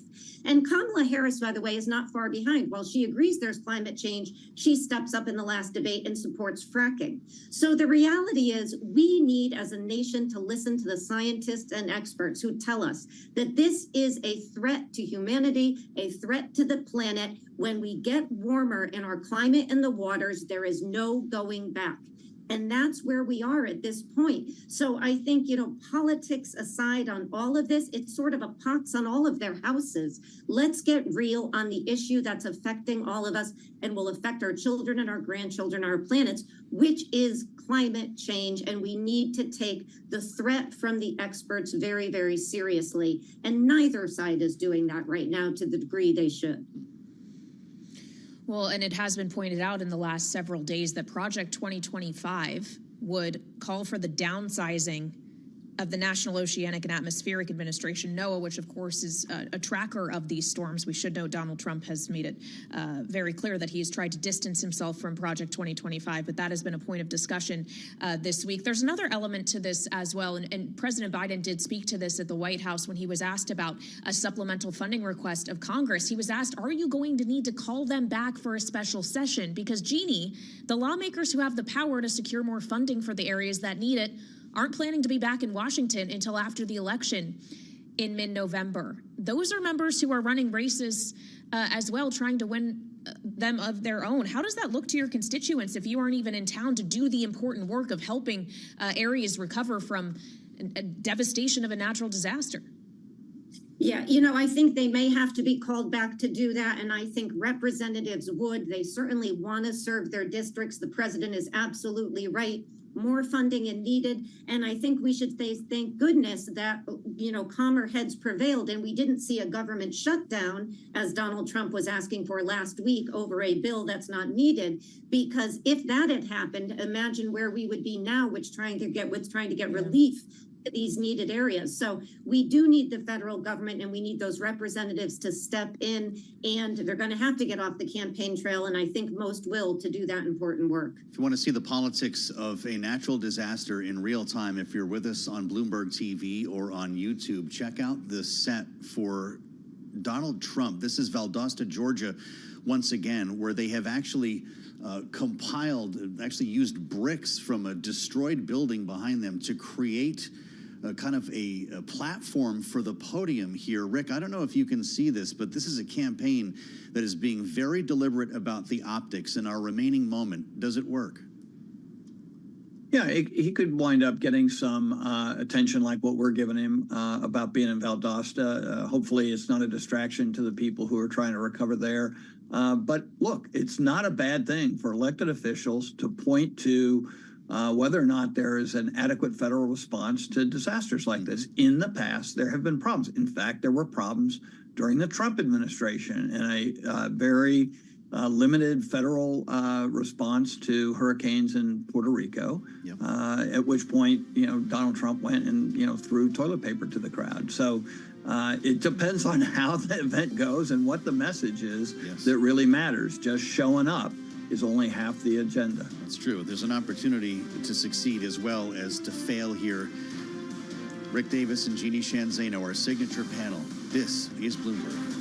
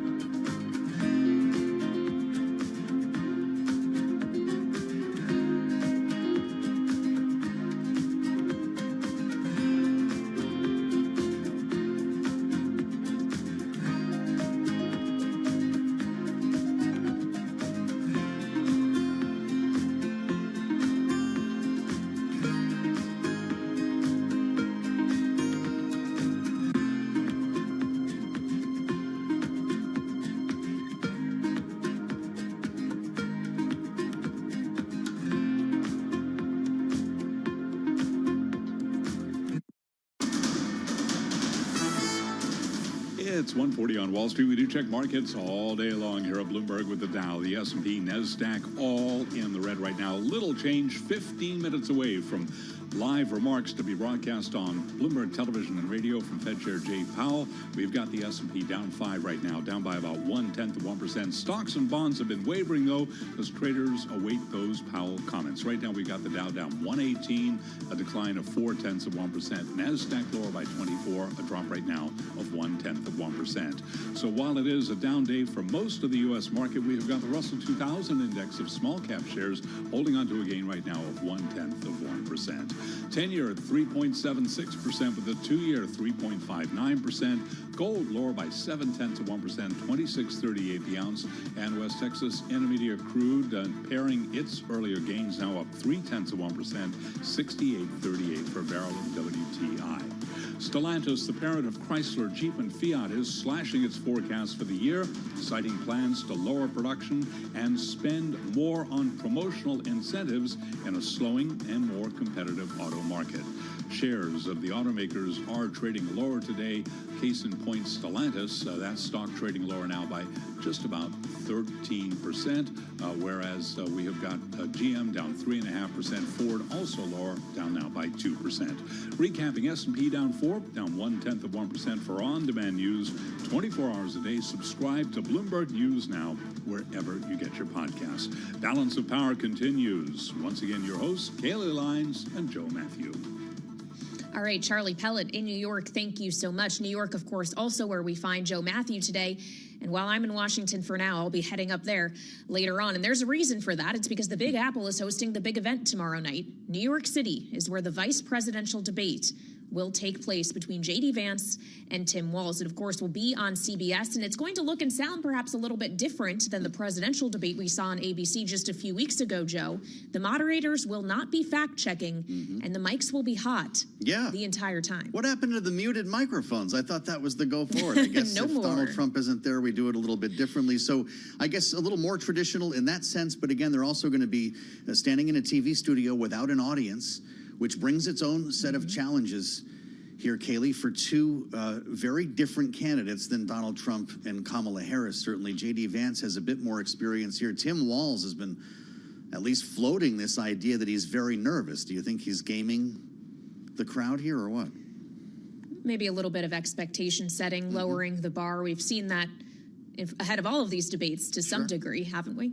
Yeah, he's told CNN he doesn't want to let Kamala Harris down, but they're both taking their own approaches at prep here, and it's where we start our conversation with Mick Mulvaney. He's back with us, of course, the former acting White House Chief of Staff in the Trump administration, former congressman, co-founder of the House Freedom Caucus, former director of the OMB. How come everyone always forgets that one? Mick, it's great to have you back. Before we talk strategy here, it's good to see you on Bloomberg. Just broadly, do people care? Normally in a presidential contest, this would not be the most watched event. What's going to happen tomorrow? The short answer to your question is no. Okay. We care. We do. Listen, if you consider yourself to be sort of politically engaged, if you're a commentator, a pundit, whatever I am, I have no idea. Yeah, we're going to watch it to be able to comment, maybe see, listen, if you're curious about who the next vice president of the United States is going to be, you might tune in, but I think it's very much inside baseball. I don't think there's a single undecided voter who goes, you know what, I'm undecided between Donald Trump and Kamala Harris. I think this vice presidential debate is going to be determinative for me in that process. I just don't see it. People don't vote based upon VP. Well, I wonder, Mick, if that's people don't decide to vote for a ticket because of the vice presidential debate, but could they decide to vote against one? Is there an opportunity here for one of these two gentlemen to slip up? I guess the answer is yes. If your question is there more downside to a campaign ticket from doing these than there's upside, the answer is yes. Someone goes off and says something completely outrageous or stupid. Can it reflect badly on the top of the ticket? Yes, it can. But I mean, look back over we remember these for what? We remember these for when, was it Lloyd Benson said that Daniel wasn't John Kennedy? Did that move any votes? We remember when Mike Pence had a fly on his forehead. Does that move any votes?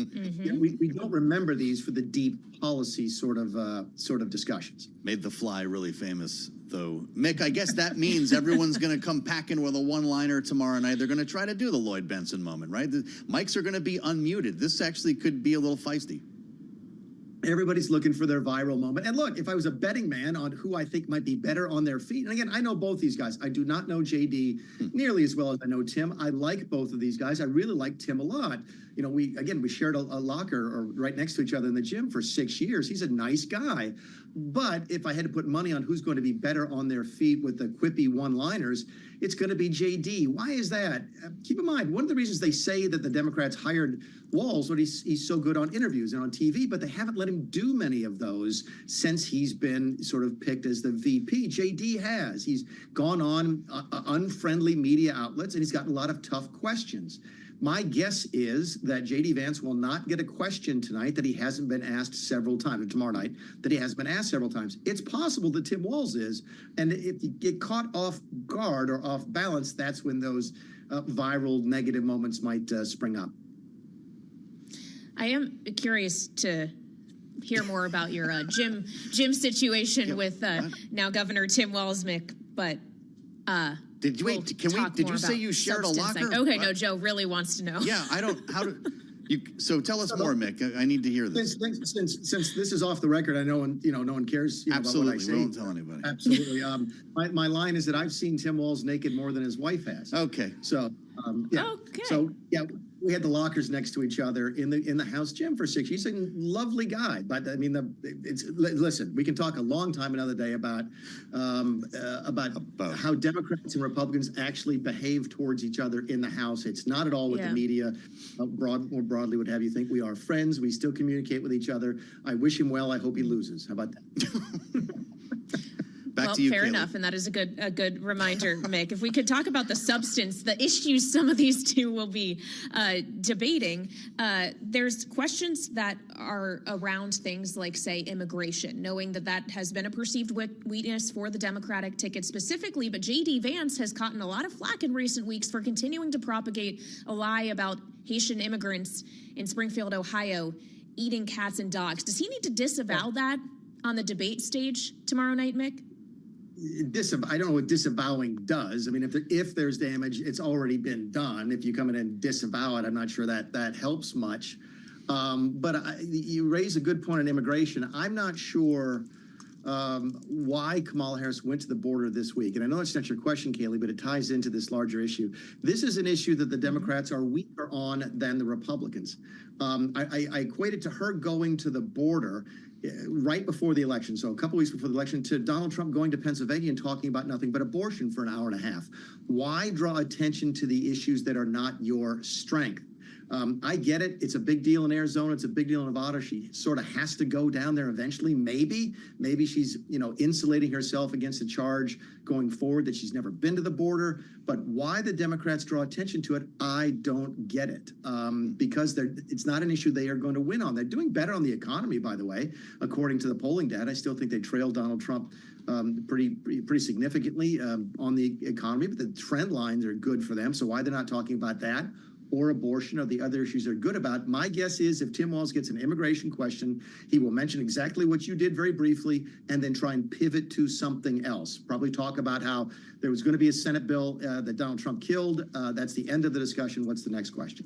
Well, Donald Trump is talking about the debate here. He posted on Truth Social a little bit earlier, Mick. I will be doing a personal play-by-play of the debate tomorrow, he says, between the brilliant J.D. Vance and the highly inarticulate Tim Walz. He uses a nickname that's not for the family show. I don't know if it would have come up in the locker room. He writes, I hope that cognitively challenged lion Kamala Harris will be listening. And I mention that line because Donald Trump referred to her several times over the weekend as mentally impaired and mentally disabled. Mick, what do you make of this new line of attack and a culture that takes that charge pretty seriously? Look, we all talk about charges taken seriously, so let's isolate on this. Was it a smart thing to say? No, I'm not sure. Look, if you've decided, and it now appears as if both campaigns have decided this is a turnout election, they're done. But that's not unusual. You focus on the middle, and then the last weeks, you just make sure your voters get up and vote.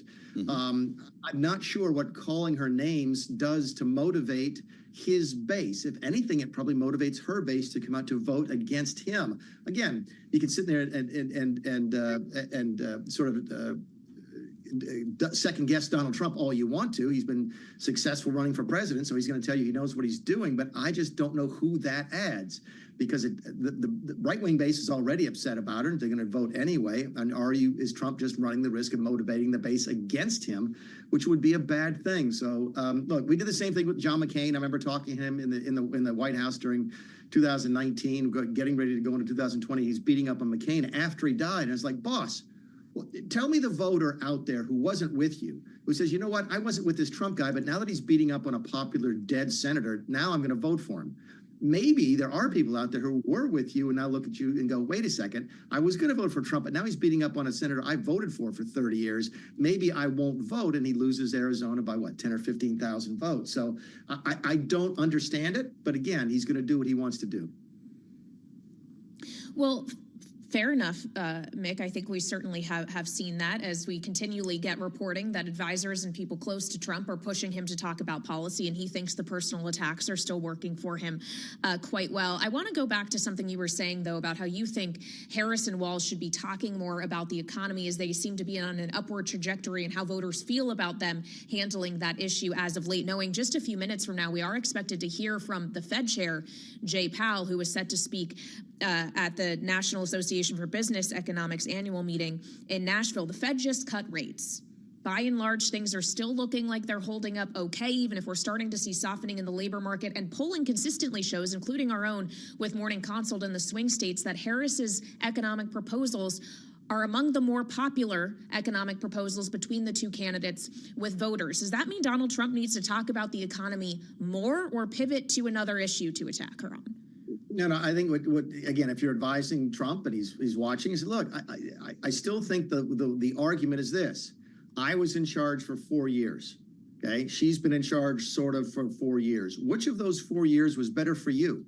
That's the argument, right? I don't think anybody cares much about policies. I saw some of her summary policies, and they're not very deep. You know, they're a mile wide and an inch deep. They're very high-minded, sort of helping the middle class. I get that. That's what I expect from folks at this point in the election. But I think Trump can talk about the economy more, but he doesn't need to go into specifics, and certainly doesn't need to be introducing things that make his own base scratch their heads, like capping interest rates on credit cards. Holy cow, that's a gut punch to conservatives like me, still voting for him. But I mean, you got to wonder what the heck is going on inside the campaign when they roll out that policy proposal, that level of specificity this close to the election. So look, she's trending in the right direction. If I'm her, what I'm saying is, look, inflation is coming down. It's a true statement.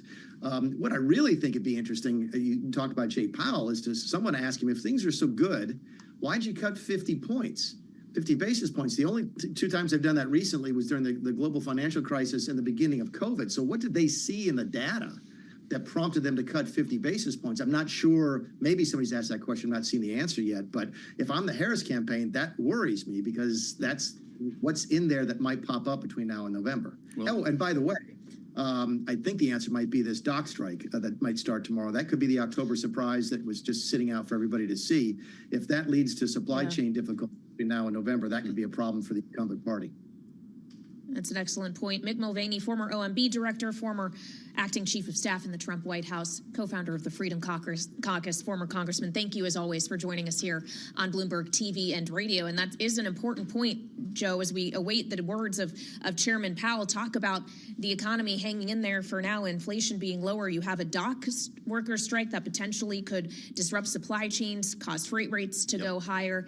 And, of course, we're dealing with potentially tens of billions of dollars in economic damage from Hurricane Helene that just rolled through the southeast. Yep, it's pretty remarkable. As we mentioned, $5 billion a day was the cost put forth by analysts at J.P. Morgan Chase. The economic impact cannot be ignored here, Kaylee. And if you're looking at Kamala Harris as an incumbent, there is inherent political risk here with what's likely to happen tomorrow. We'll see if Jay Powell gets into any of this. Kaylee, I'll meet you back here 5 o'clock for the late edition of Balance of Power as I join you now from world headquarters in New York. I'm actually in the same room as Tim and Carol, which never happens. As we hand the baton here and stand by for the stylings of the Fed chair, Carol Master, Tim Stenovic, Bloomberg Business Week. What are we going to hear today? Well, guys, as you know, first of all, so great to have you here in New York City. We're looking forward to the vice presidential debate and your and Kayleigh's coverage tomorrow. But having said that, right now, front and center is Jay Powell, that conversation, the comments he's expected to make. We're going to take everybody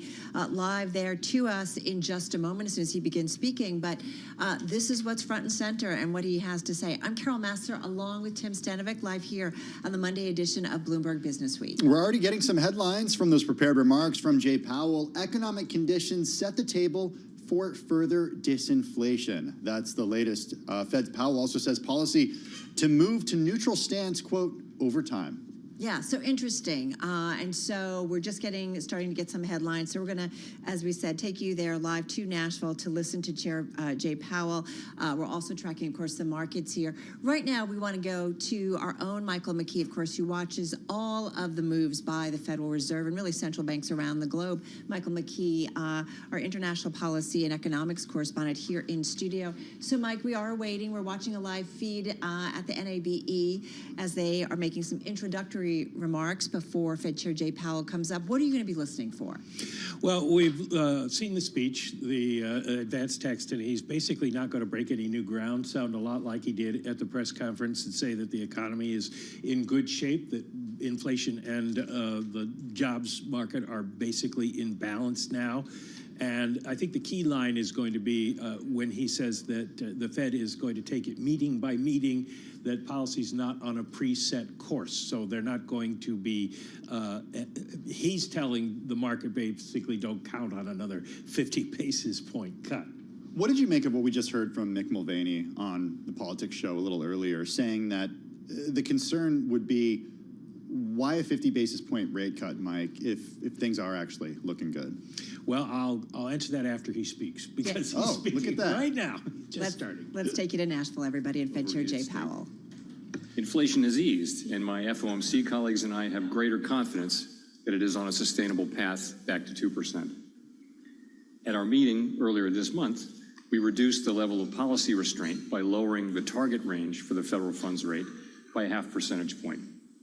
That decision reflects our growing confidence that with an appropriate recalibration of our policy stance, strength in the labor market can be maintained in an environment of moderate economic growth and inflation moving sustainably down to our objective.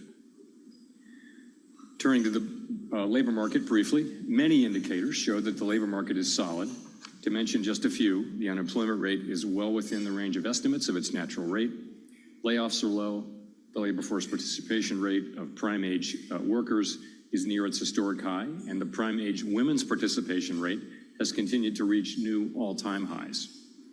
Real wages are increasing at a solid pace, broadly in line with gains in productivity. The ratio of job openings to unemployed workers has moved down steadily but remains just above 1, so that there are still more open positions than there are people seeking work. Prior to 2019, that was rarely the case. Still, labor markets have clearly cooled over the past year. Workers now view jobs as somewhat less available than they were in 2019. The moderation in job growth and the increase in labor supply have led the unemployment rate to increase to 4.2%, still low by historical standards.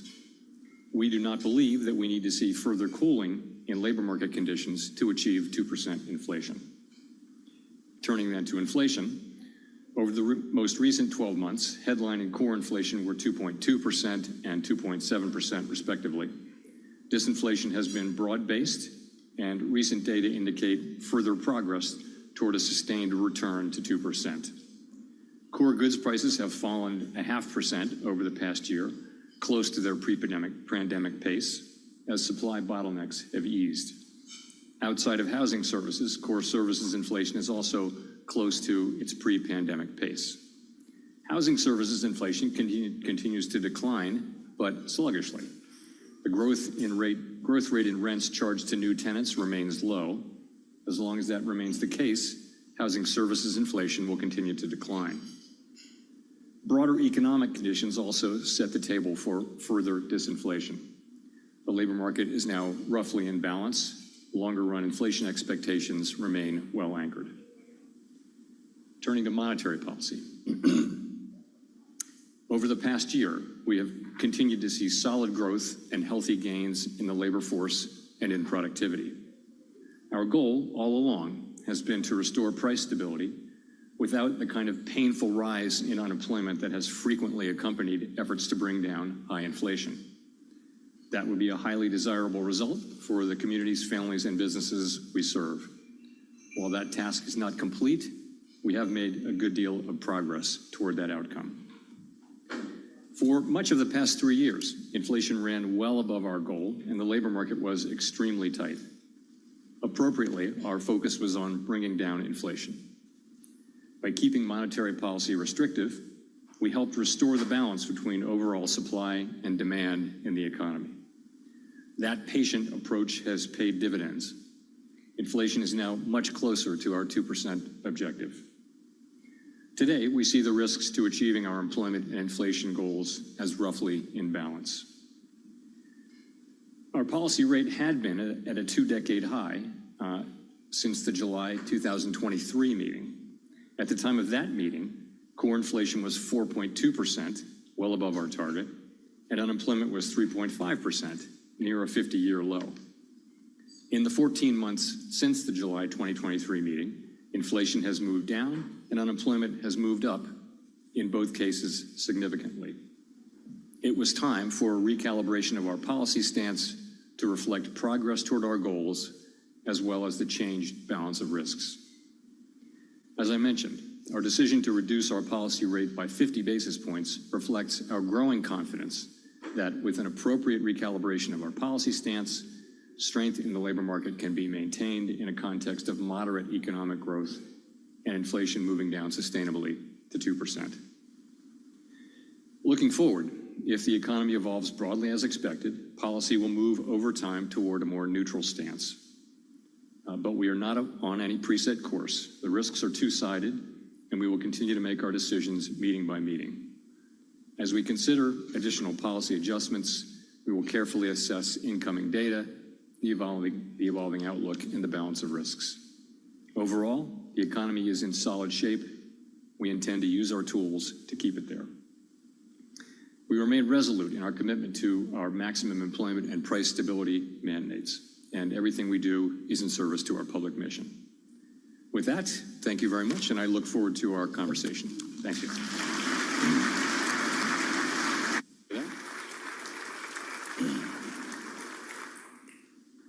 Thank you so much. Short and sweet. So here we are in Tennessee. We've had a major hurricane move through. It's top of mind.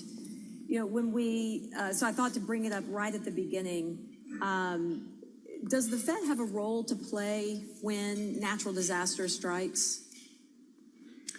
So let me just say, like everyone, we see the tragic loss of life and the terrible disruption of millions, literally millions of people, including here in Tennessee.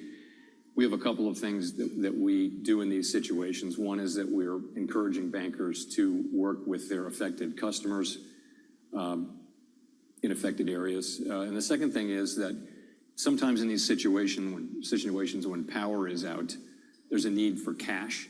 And so we find that as a very important thing in these disaster situations. And so we have the ability through the reserve banks to make sure that the banks have available cash so that if power is out for a significant amount of time, there's enough cash to do transactions. But you know, obviously we're mainly on the sidelines and you know, sympathizing with this very difficult situation people are in. Great. You, in your prepared remarks, you walked us through the decision to begin cutting rates. What has happened, though, since the September meeting? What's new since the September meeting? Since the September meeting, so most of the data that we'll see before our next meeting hasn't come yet, of course, and we can talk about that. But I would say, you know, one thing worth pointing to is the annual NIPA revisions, which I thought were quite interesting, and I'd point out a couple things. First, as this audience will know well, there are two ways of measuring output in the economy. There are many ways, but two principal ways are gross domestic income versus gross domestic product, so GDI versus GDP. There's lore and there's research that says that actually GDI, gross domestic income, gives a better real-time reading. And for the last year and a half or so, GDI has been quite low relative to GDP, raising, for those of us who forecast the economy, the risk that the GDP will turn out to have been overstated and it'll get revised down to meet GDI.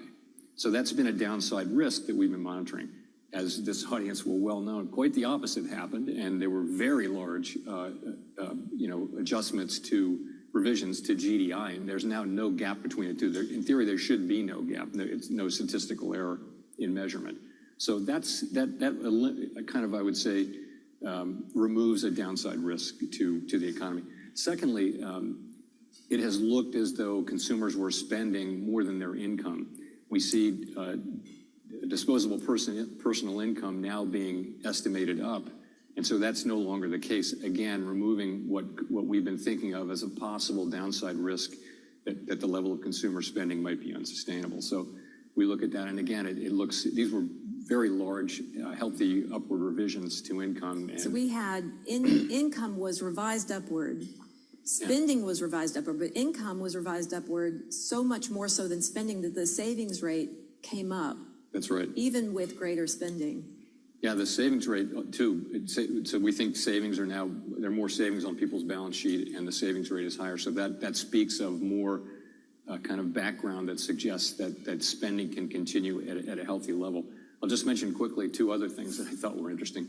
One was just another modest increase in estimated productivity. We can talk more about that, but of course we're watching the situation with productivity. Productivity is very important to potential output, and the question is, are we seeing rising productivity which will be sustained over a period of time? And of course, I think it's way too early to say that. Nonetheless, you do see some increase in productivity because we've increased income, but not hours worked.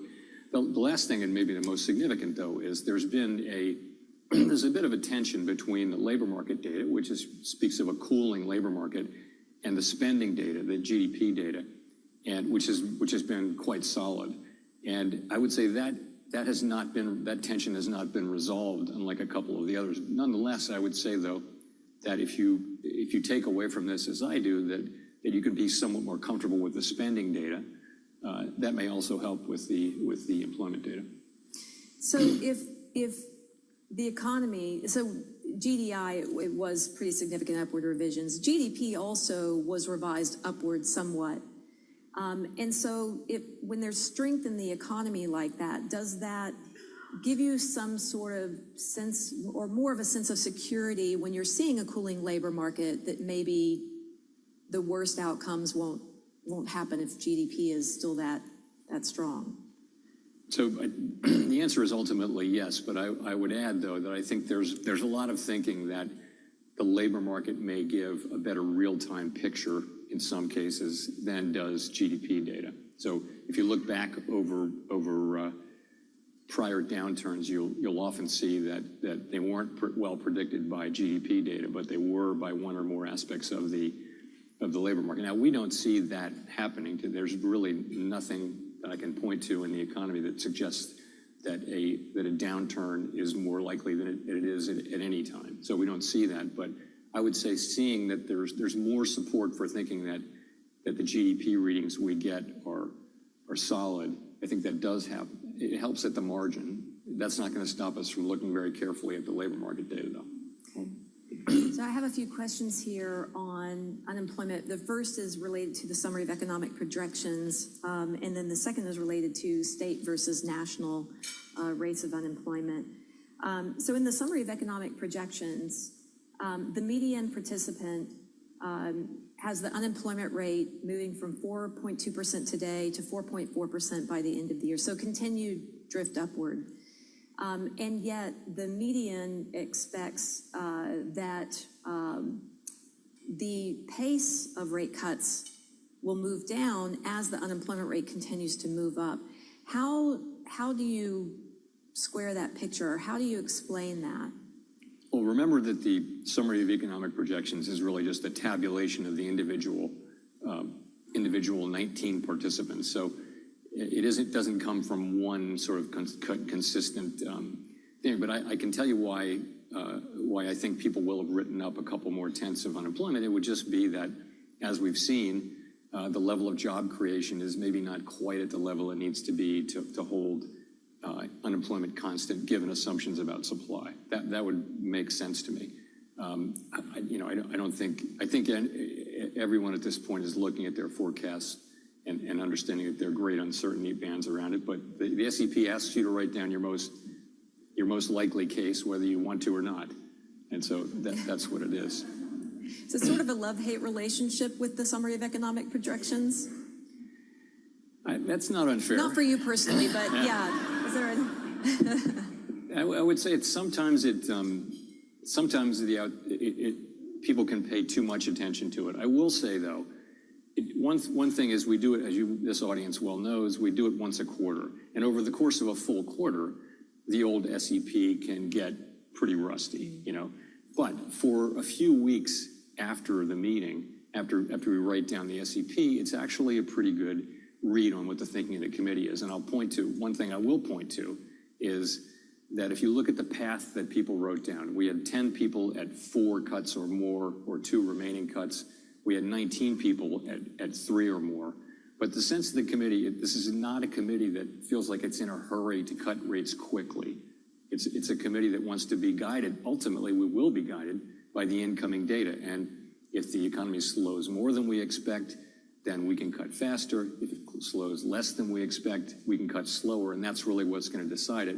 But I think from a base case standpoint, we're looking at it as a process that will play out over some time, not something that we need to go fast on. It's more, it'll depend on the data, the speed at which we actually go. Yeah, so before I get to that second question on the unemployment rate, I'm going to ask you a point blank question here. How are you thinking about the November meeting?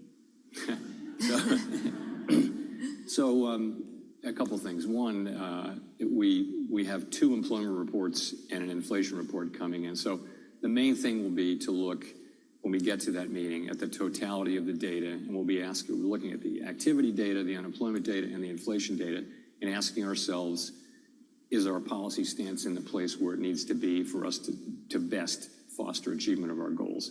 And I think we'll take everything into account, and we don't have that data yet. So that's the main thing.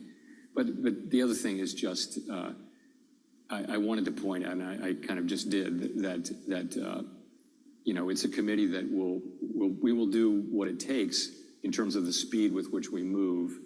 But if you look at where we were 2 weeks ago, coming up on 3 weeks ago, I guess, when we wrote down our SEPs and made our decision, it was a situation where people were thinking, the bulk of the committee was at 75 or 100 basis points, and the votes were on 50, and that would mean 2 more cuts. It wouldn't mean more 50s. Now, of course, that'll depend on the data, but ultimately that's what the baseline is. If the economy performs as expected, then that would mean 2 more cuts this year, a total of 50 more. Okay. Question from the audience now. The regional bank presidents know their districts very well, and they come into the FOMC meeting, and well, even before that, the Beige Book, right, provides that snapshot of what's going on around the country. And so we focus on the national unemployment rate, but there are state unemployment rates as well. Are there certain states that are primarily responsible for driving up the unemployment rate nationally? Is it something that's more broad-based? And how would you weigh sort of national versus state level? I mean, at the end of the day, we're looking at the national aggregate levels, but the real value, one of the great values of the Reserve Bank system is we get, detailed reports of what's happening in the districts, which really start with the directors of the branches and the main banks, who come in and talk to they talk to the staff and also to the president of the Reserve Bank. And I think the banks just do a great job of gathering data and anecdotal information too about what's going on in the district. This is enormously useful to us who are sitting in the center and don't have that range of context or that that. So I think it's quite useful. But at the end of the day, we have to go on national data. Although, of course, there are there are different things. It's a big country, a big economy. There are parts of the country that are, doing better than others. In your prepared remarks, you mentioned about job finding prospects. We have Dana Peterson here, chief economist from the Conference Board. The Conference Board had data recently showing that folks feel like it's getting harder to find a job. Does that, one, concern you, and two, how do you weigh sort of survey data versus hard data like a job openings and labor turnover survey, for instance? We look at everything, of course, but in particular, the job finding rate has come down very significantly. And so if you're out of work now, it's going to be harder to find a job than it was 2 years ago when the labor market was extremely tight, where you would have had multiple employers waiting for you outside the building to give you offers. Now it's much more at a normal level, or even perhaps a little bit soft. So the job finding rate is much lower. So by so many measures, the labor market is still solid, but it really has cooled. I mentioned vacancies relative to actual unemployed people who are looking for jobs. So they're counted as unemployed. That is right around 1.1 ratio. That was a tight labor market before the pandemic. But it's less tight now. That number was at 2.0, and it's worked its way down. Like so many measures, quits, all of those wages, they point to the same thing, which is a labor market that's still strong, where conditions have cooled considerably. And as I mentioned, we don't think that labor market conditions need to cool further from where they are. Just to take the unemployment rate, it's substantially higher. 4.2% is substantially higher than where unemployment was in 2019. And inflation was below 2% in 2019. Take a broad set of conditions, look at 2019. That was not a high inflation environment. So this is not a problem with excessively tight labor markets causing inflation. I'm so glad that someone submitted a question on housing inflation. I'm sure you're so glad as well. And so I'm going to ask it because we haven't really talked about inflation yet. You made a great point in your prepared remarks that it's running right around, 3-month annualized pace is running right around 2%. So housing inflation has been a large contributor to the overall inflation and continues to be an issue throughout the country. Eroding wage gains. And although housing costs are not a dual mandate, how is the housing market factored into decision-making by the Fed? So, we think of core inflation as 3 buckets: goods inflation, non-housing services, which is by far the biggest bucket, and then housing services, and that's rents and also owner's equivalent rent. The first 2 have looked like they've, broadly speaking, moved back to their pre-pandemic level. Housing services inflation has not yet. And what's happened is that what should happen is when market rents drop, as leases turn over, when the increase in market rents drops to a low level, as it has, as leases turn over year upon year, you should see housing services inflation flatten out. And you are seeing that, but you're seeing it just at a sluggish pace, as sluggish as it usually. So I think I went from thinking at the beginning that this would happen fairly quickly to now thinking that process will play out over a period of some years, 2, 3, 4 years. Nonetheless, as long as market rents, actual new leases as long as inflation in those rents, those leases, is relatively low, it's going to show up in housing services inflation as well. My guess is it's just going to take longer than we've been expecting and longer than we've wanted. But I think, the direction of travel is clear as long as market rate inflation remains relatively low, which it still does. So the goods side of that equation, goods prices are less under the control of the Fed, but we have been sort of moving back to our previous regime of deflation in goods prices. Some of that is probably sluggish growth from China. But how much do you rely on goods prices being in deflation in order to help that overall aggregate inflation? Well, so if you go back before the pandemic, you had, as you pointed out, you had mild deflation in goods for globalization reasons and other reasons. And so you take those three buckets I talked about together, they produced inflation between 1.7 and 2%.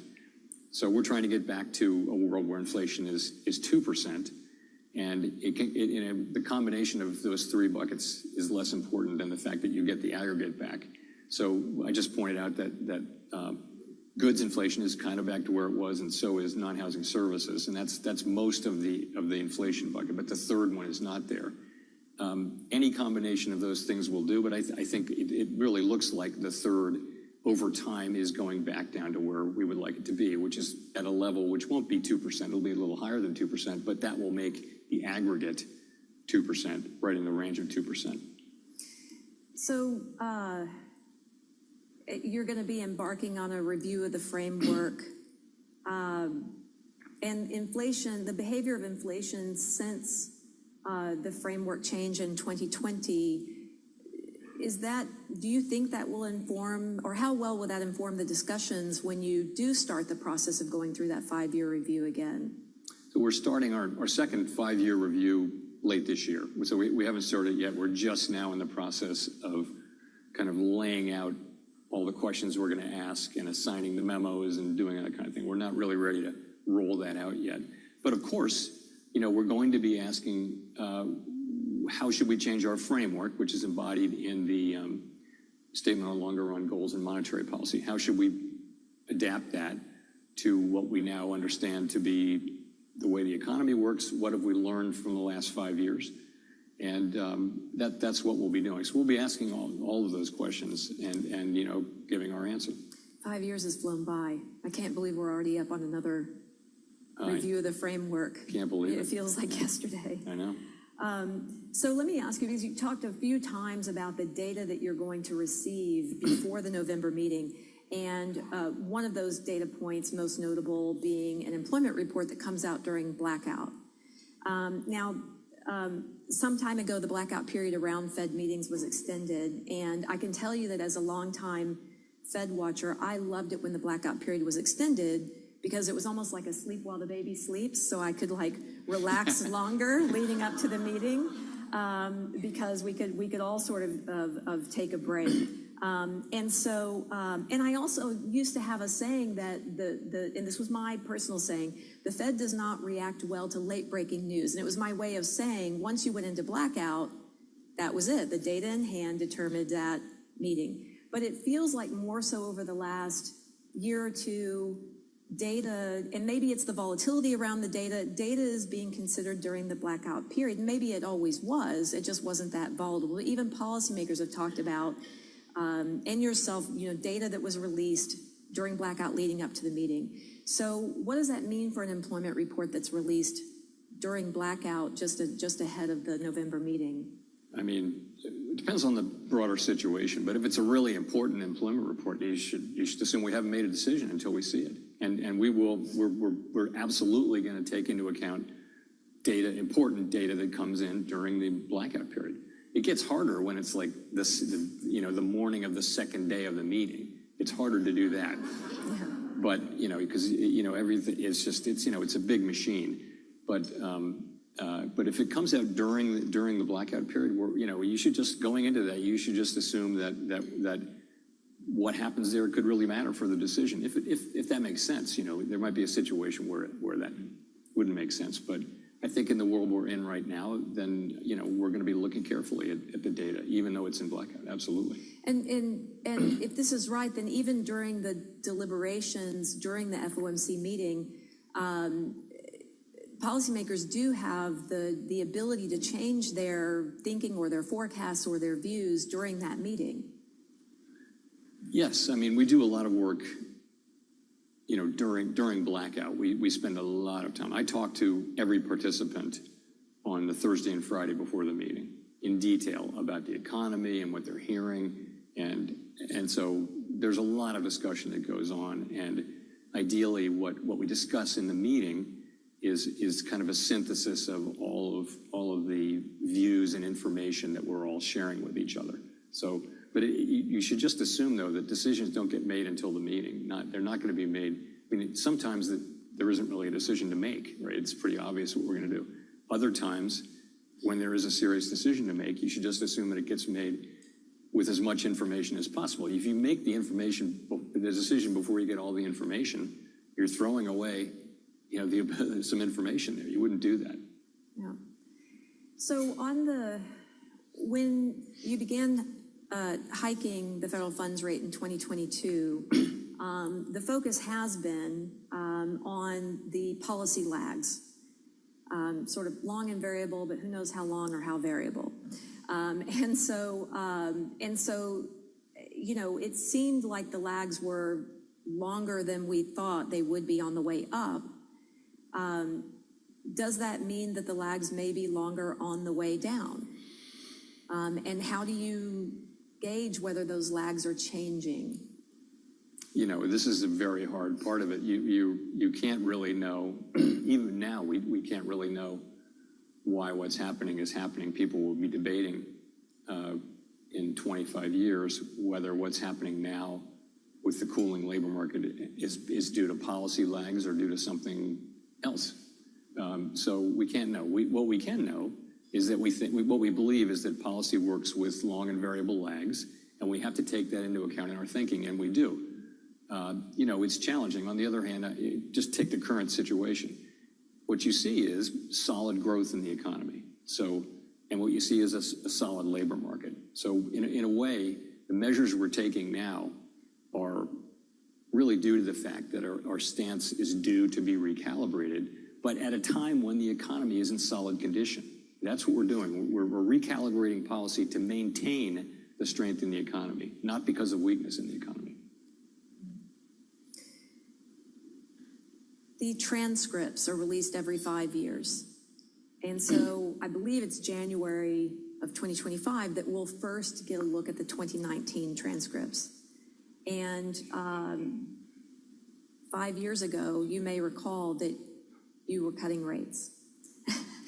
So give us a peek, if you will, into what the transcripts might show around the deliberations you were having at that time as to what were you seeing in the national and the international economy that would drive you to make that rate adjustment, and what did you see that made you feel like you had done enough?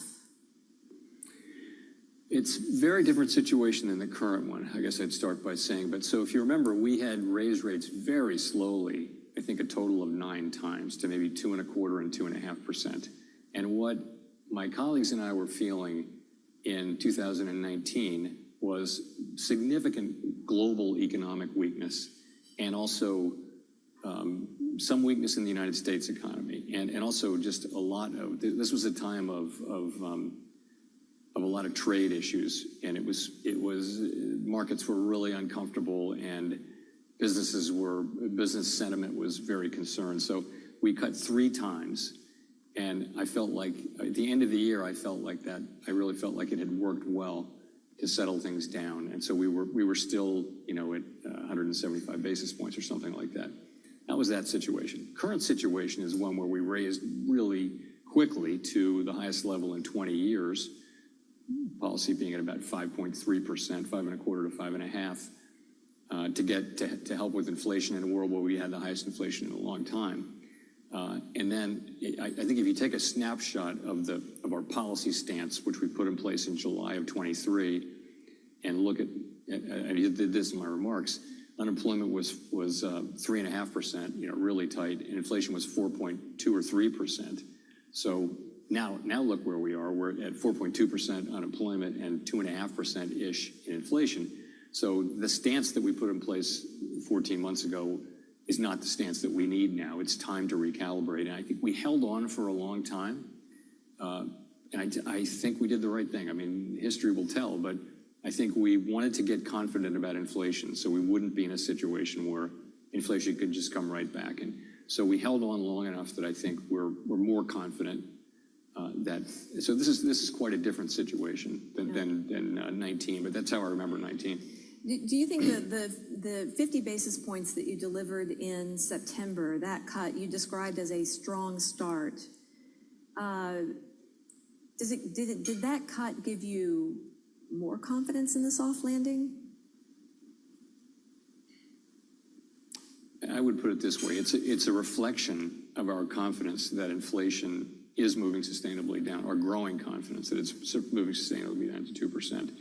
You know, as I mentioned, our design overall is to achieve disinflation down to 2% without the kind of painful increase in unemployment that has often come with disinflation processes. So that's been our goal all along. We've made progress toward it. We haven't completed that task. I think you'll see us using our tool, you know, in a way that shows our commitment to achieving that. In terms of, I don't want to make a judgment about its likelihood. I just want to know that I want you to know that we're committed to using our tools to do everything we can to achieve that outcome. Well, you know, economists every day were asked to put a probability on the soft landing. I try very artfully to avoid it, and I'll just put it as I have high hopes. So the unemployment rate, though, has risen, and so should folks be focused more on the delta, the change in the unemployment rate from that very low 3.4, 3.5 to now 4.2, or the fact that 4.2 is only 0.2 above where the committee believes full employment to be, if we can have any confidence of where we think full employment is. And how would parsing demand versus supply in that rise in the unemployment rate factor in? I mean, the change that we've experienced in the unemployment rate is information, and we shouldn't reject that for what it's worth. It's information. We should know it and consider it. And is it telling us something about future movements in that direction? We can't know that, but that's the question. So, you know, we're not going to ignore that. I think also the level of and the reason why unemployment has moved up too is also important. But the level is still a level that is. I mean, I remember when I joined the Fed in 2012. I remember unemployment going down below 6 and then down below 5, and people were really thinking, "Wow, we're in the 4s. This is really low." You know, 4.9% was considered to be perhaps below the natural rate. Now we're talking about 4.2. So I think you need to keep that in context. In terms of supply and demand, you know, it's really down to the level of payroll job creation has come down pretty significantly from where it was earlier this year and certainly in prior years. It's 116,000 a month for the last 3 months, and that's without the QCEW adjustment, which would tend to suggest that that'll be revised down significantly in time if the QCEW adjustment is sending an accurate signal about what's happening now. Those are the preliminary annual benchmark revisions. Yes, through March. Right. That's right. So, you know, I think you look at all of it. You've got a solid labor market, and you know, we are recalibrating our policy stance, and we'll continue to do so going forward in order to maintain that position. And when you talk about following the totality of the data, obviously in the U.S. we enjoy really a good deal amount more of government sources than I think other countries. We have a lot of private sources for data. And so this is a shameless plug for NABE, really, because I wouldn't be president without it. But Svenja Gudell, who is the chief economist of Indeed, is a member, a valuable member. And Indeed, LinkedIn, ADP, they all put great monthly reports out on the dynamics of the labor market from millions of data points, really, that they track. How do you take into account, sort of say, a JOLTS, which is an official government source for the flows in and out of the labor market, versus what some of the private sources show? How closely do your economists follow that? Oh, really closely. Yeah. You know, of course, we look at JOLTS, we look at Indeed. You know, you can pick out any of these and critique it, but I think the bigger picture is that the business of collecting data about the U.S. economy and analyzing it is really one of the great achievements of our country, frankly. You know, we're committed to doing everything science allows us to do to understand what's going on in the economy. Understanding it perfectly is impossible, but we do everything, and we do some of this at the Fed. Mostly this is not done at the Fed, but the collection of data and the information that we get are as good as it can possibly be. And basically, it's a great success story about our country and about our economy, I think, overall. Yeah. Maybe another shameless plug is just that NABE is a very strong supporter of funding data agencies at the government level to ensure healthy, reliable, and sound data sets. Just saying. So given that you're talking to a room full of economists, I'd love to get a sense of how you all at the Fed use your economists. You have just a few at the Fed. I think 150 or so, I'm not sure, but it's a lot. And maybe, when you're in the committee meeting itself, how do you use the economists to give you updates, to give you the data that you need to help you make decisions? We have a lot more than 150 economists. I knew it was a big number. It's a big number, but are you hiring? It's for the NABE scholars. We're always hiring, always. We're an interesting organization, and we have very large number of PhD economists, but we also have policy making responsibilities in monetary policy, in payments, in financial regulation, and so we're kind of on the line between academics and policy making, very important policy making. The economists that we have, I would say this about the other professionals that we have, they're incredibly important to the work that we do. The way I experience it is I meet regularly with different groups of economists, but if I have a question about something, often about the labor market or inflation or anything, I'll get an answer, but usually I get a group of people.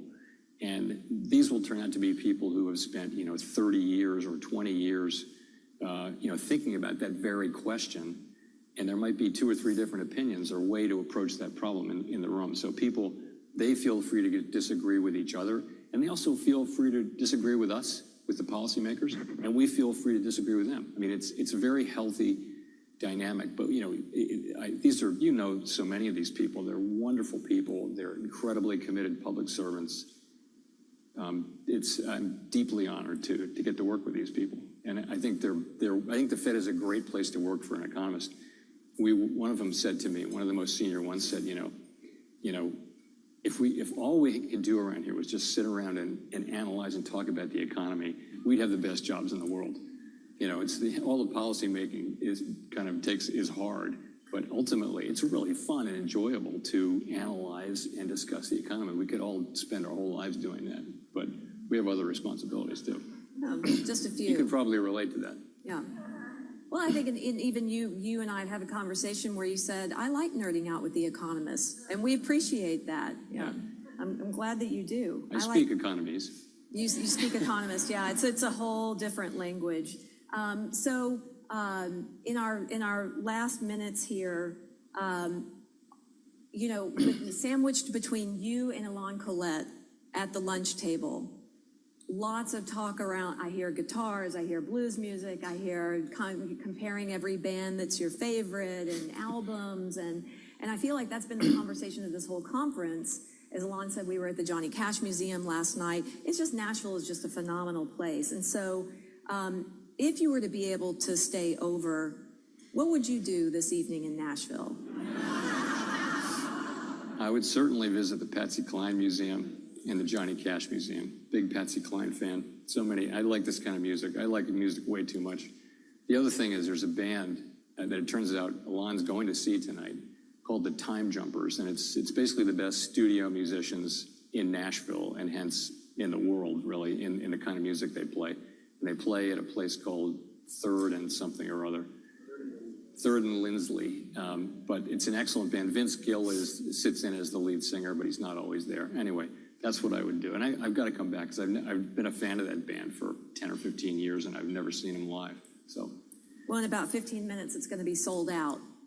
So, I've got some tickets. Yeah. Well, yeah. Already is sold out. Oh, gosh. Okay. Should have known. All right. Well, next time then. And for now, thank you so much for giving us your time today, Chair Powell. We really appreciate it. Thank you. Thanks. All right, everybody, you've been listening to Fed Chair Jay Powell there in Nashville. Let's bring in our own Michael McKee, our in-house Fed watcher. So, Mike, we did see some market reaction coming off of Jay Powell's comment. Tell us your takeaway. What's key? What do we need to know here? Well, the important thing is we got to get tickets to this concert tonight to see what Jay Powell says, or if he sings or plays guitar. Sold out already. The key, I think, was two lines that he had today. One is that he said, this is not a committee that feels like it's in a hurry to cut rates quickly. And then asked about the summary of economic projections, calling for 2 more 25 basis point cuts this year. He said that if the economy develops as we expect, as the SEP expects, then that is the base case. That's what we're looking at. So I think this was an effort to sort of walk back some of the enthusiasm on Wall Street for another 50 basis point cut. But he did take care to say there's a lot of data that we don't have yet, we're going to get before the next meeting.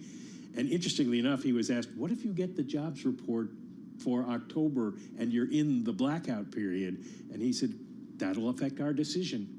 So you can figure there'll be a call to the Wall Street Journal or somebody there. But he said, we're not guaranteeing anything at this point, but the base case is 25. Yeah, good reminder, too, from him that there is a lot of data between now and the next meeting. Payroll's coming on Friday, Mike.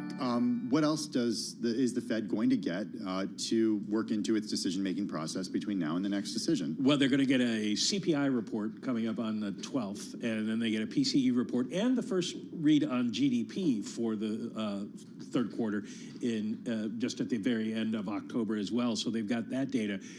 Really going to be interesting to see what happens with the payroll data for October, because we've got Boeing workers on strike who do not show up this month because their strike started after the reference period. We've got maybe port workers on strike. You got a lot of people out of work because of the hurricane. We could have a negative jobs report right before that Fed meeting, which is kind of shocking a little bit to get our heads around October surprise? Is that?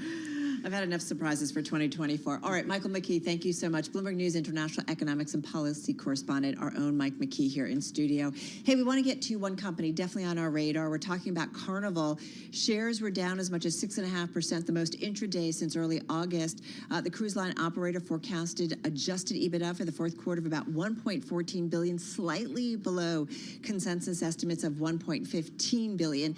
Earnings report also reflected a weaker outlook for net yields in the current quarter, although I will say analysts seem pretty upbeat about the outlook for this company. And I should say shares of Carnival right now, Tim, just down about 1.2%. Great to have back with us Josh Weinstein, President, CEO, Chief Climate Officer of Carnival Corporation, with us from Carnival HQ down in Miami. Josh, good to have you with us this afternoon. I want to talk about the bottom line, eighth quarter of bottom line beats for you all.